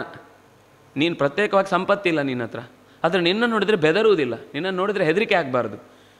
ಯಸ್ಮಾನ್ನೋ ದ್ವಿಜತೆ ಲೋಕೋ ಲೋಕಾನ್ನೋ ದ್ವಿಜತೆ ಚಯಃ ಅಂತ ಕೃಷ್ಣ ಹೇಳಿದ್ದು ಗೀತೆಯಲ್ಲಿ ಇದೇ ಅಂಶವನ್ನು. ನಾವು ಇನ್ನೊಬ್ಬರನ್ನು ನೋಡಿ ಹೆದರುವ ಹಾಗೆ ಆಗಬಾರ್ದು, ಅಂದರೆ ಅದು ಆತ್ಮಸ್ಥೈರ್ಯ ಇರಬೇಕು. ನಮ್ಮನ್ನು ನೋಡಿ ಇನ್ನೊಬ್ಬ ಆತ್ಮಸ್ಥೈರ್ಯ ಕಳ್ಕೊಳ್ಬಾರ್ದು. ಅವರಿಗೆ ಭರವಸೆ ಇವ್ರ ಹತ್ರ ಹೇಳಿದರೆ ನನಗೆ ಖಂಡಿತ ಏನಾದರೂ ಒಂದು ದಾರಿ ಸಿಕ್ಕೀತು ಅನ್ನುವ ವಿಶ್ವಾಸ ನಮ್ಮ ಬಗ್ಗೆ ಬರಬೇಕು.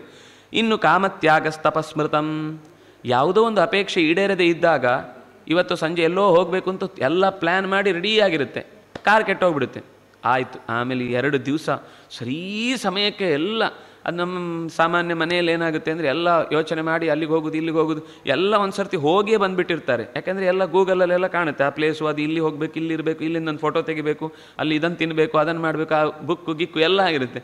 ಹೊರಡೋ ಟೈಮಿಗೆ ಒಂದು ಮಳೆ ಬರುತ್ತೆ, ಒಂದು ಕರ್ಫ್ಯೂ ಆಗುತ್ತೆ, ಒಂದು ಲಾಕ್ಡೌನ್ ಆಗುತ್ತೆ, ಏನೋ ಒಂದು ವ್ಯವಸ್ಥೆ ಆಗಿ ಆಮೇಲೆ ಅದನ್ನೊಂದು 10 ದಿವಸ ನೀವೇ ಇಷ್ಟೆಲ್ಲ ಮಾಡಿದ್ದು, ಬೇಗ ಹೊರಡಬೇಕಿತ್ತು, ನಿನ್ನೆನೇ ಹೋಗಬೇಕಿತ್ತು, ಮೊನ್ನೆನೇ ಹೋಗಿದ್ರೆ ಚೆನ್ನಾಗಿತ್ತು ಅಂತ ಅದಕ್ಕೆ ಕಾರಣಗಳು ಸಿಗ್ತವೆ.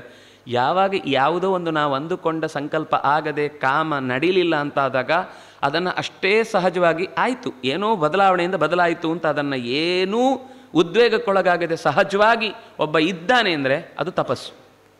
ತಪಸ್ಸು ಅಂದರೆ ಇನ್ನೇನೂ ಅಲ್ಲ, ನಮಗೆ ಆದ ನೋವನ್ನು ಹಲ್ಲು ಕಚ್ಚಿ ಸಹಿಸಿಕೊಂಡು ಇದೂ ಕೂಡ ನೀನೇ ಕೊಟ್ಟದ್ದು ಅಂತ ನಾವು, ನಿನ್ನದೇ ಒಂದು ತಪಸ್ಸಿದು, ನಿನ್ನ ಬಗೆಗಿನ ತಪಸ್ಸಿದು, ನನಗೆ ಕೊಟ್ಟ ನೋವು ಈಗ ಏನಿದೆ ಅಥವಾ ಏನೋ ಒಂದು ವ್ಯತ್ಯಾಸ ಏನಾಯಿತು, ಬದುಕಿನ ಯೋಚನೆಗಳು ಇಷ್ಟಗಳು ಏನು ವಿರುದ್ಧ ಆಯಿತು, ಇದು ನೀನೇ ಕೊಟ್ಟ ಒಂದು ಪರೀಕ್ಷೆ, ಈ ಪರೀಕ್ಷೆ ನಿನಗೊಂದು ತಪಸ್ಸು.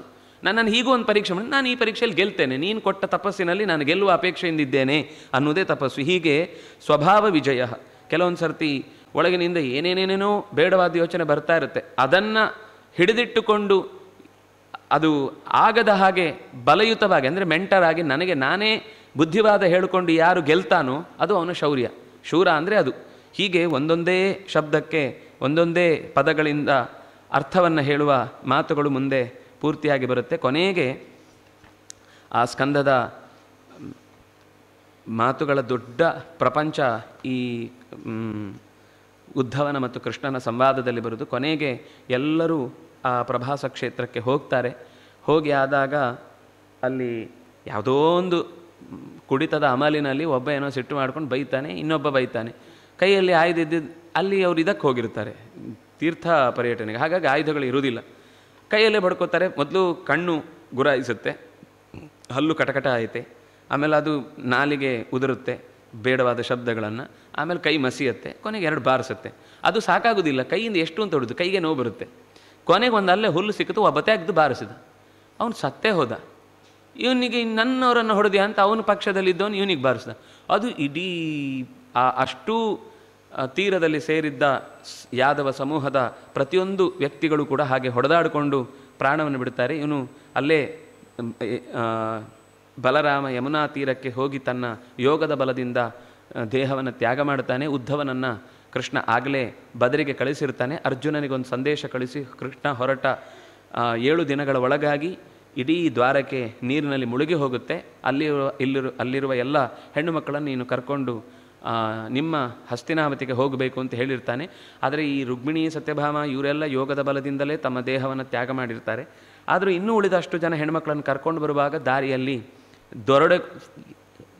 ನಾವು ಕಾಂಚಿ ಪೀಂಚಿ ಅಂತ ಶಬ್ದ ಹೇಳ್ತೇವಲ್ಲ, ಏನು ಹೆಸರು ಹೇಳಲಿಕ್ಕೆ ಗೊತ್ತಿಲ್ಲದವರೆಲ್ಲ ಬಂದು ಇವನ ಮೇಲೆ ದಾಳಿ ಮಾಡಿ ಅವನನ್ನು ಪೂರ್ತಿ ನಿಶಸ್ತ್ರನನ್ನಾಗಿಸಿ ಓಡಿಸಿಬಿಡ್ತಾರೆ. ಆಗ ಅವನಿಗೆ ಅರ್ಥ ಆಗುತ್ತೆ ಕೃಷ್ಣ ಇದ್ದದ್ದಕ್ಕೆ ನನಗಿಷ್ಟು ಬೆಲೆ ಇತ್ತು ಅಂತ. ಆದರೆ ಕೃಷ್ಣ ಅದೇ ಹೊತ್ತಿಗೆ ಮರದ ಬುಡದಲ್ಲಿ ಕೂತವನ ಬೆರಳು ಅಲ್ಲಾಡ್ತಾ ಇರುವುದನ್ನು ಕಂಡ ಒಬ್ಬ ಬೇಡ ಅದೇ ಒನಕೆ ಒಂದು ಚೂರು ತನಗೆ ಒಂದು ಮೀನಿನ ಹೊಟ್ಟೆಯಲ್ಲಿ ಸಿಕ್ಕಿದ್ದನ್ನು ತನ್ನ ಬಾಣಕ್ಕಾಗಿ ಉಪಯೋಗಿಸಿಕೊಂಡು ಕೃಷ್ಣನ ಪಾದಕ್ಕೆ ಅದನ್ನೇ ಬಿಡ್ತಾನೆ. ಒಂದು ಬೆರಳಿನ ತುದಿಗೆ ಬಾಣ ಬಿಟ್ಟದ್ರಿಂದ ಪ್ರಾಣ ಹೋಯಿತು ಅಂತ ಅನ್ನೋದು ಯಾರಾದರೂ ನಂಬೋ ಕೆಲಸನಾ? ಆದರೆ ಕೃಷ್ಣನಿಗೆ ಅವತಾರ ಸಮಾಪ್ತಿ ಮಾಡಬೇಕಿತ್ತು. ಅಲ್ಲೇ ಮತ್ತೊಂದು ಪ್ರತಿಕೃತಿಯನ್ನು ತಯಾರು ಮಾಡಿ ಚತುರ್ಮುಖಾದಿಗಳು ಕಾಯ್ತಾ ಇದ್ದಾರೆ, ಬೇಗ ಬಾ ಬೇಗ ಬಾ ಬೇಗ ಬಾ, ನಾ ಕರ್ಕೊಂಡು ಹೋಗಬೇಕು ಅಂತ.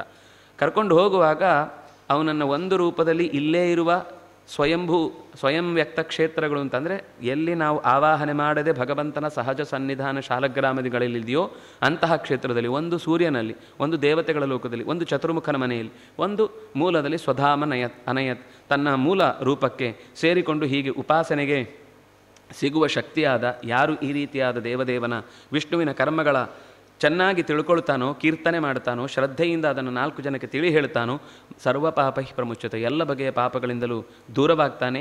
ಅದಕ್ಕಿಂತ ಹೆಚ್ಚು ಭಕ್ತಿಂ ಪರಾಂ ಹಂಸಗತೌ ಲಭೇತ ಪರಮ ಭಕ್ತಿಯನ್ನು, ಪ್ರಾಮಾಣಿಕವಾದ ಪರಮಭಕ್ತಿಯನ್ನು ಭಗವಂತನಲ್ಲಿ ಹೊಂದಿ ಬದುಕಿನ ಎಲ್ಲ ಸೌಖ್ಯಗಳನ್ನು ಪಡೆಯುವುದರ ಜೊತೆಗೆ ತನ್ನವರಲ್ಲಿ ಅತ್ಯಂತ ಎತ್ತರದವನೆನಿಸಿ ತನ್ನ ಮಾತುಗಳ ಮೂಲಕ ಸಜ್ಜನರಿಗೆ ಮತ್ತಷ್ಟು ದಾರಿ ತೋರುವ ದೀಪವಾಗಿ ಬೆಳಗುತ್ತಾನೆ ಅಂತ ಈ 11ನೇ ಸ್ಕಂಧ ಅಲ್ಲಿಗೆ ಮುಕ್ತಾಯವಾಗುತ್ತೆ.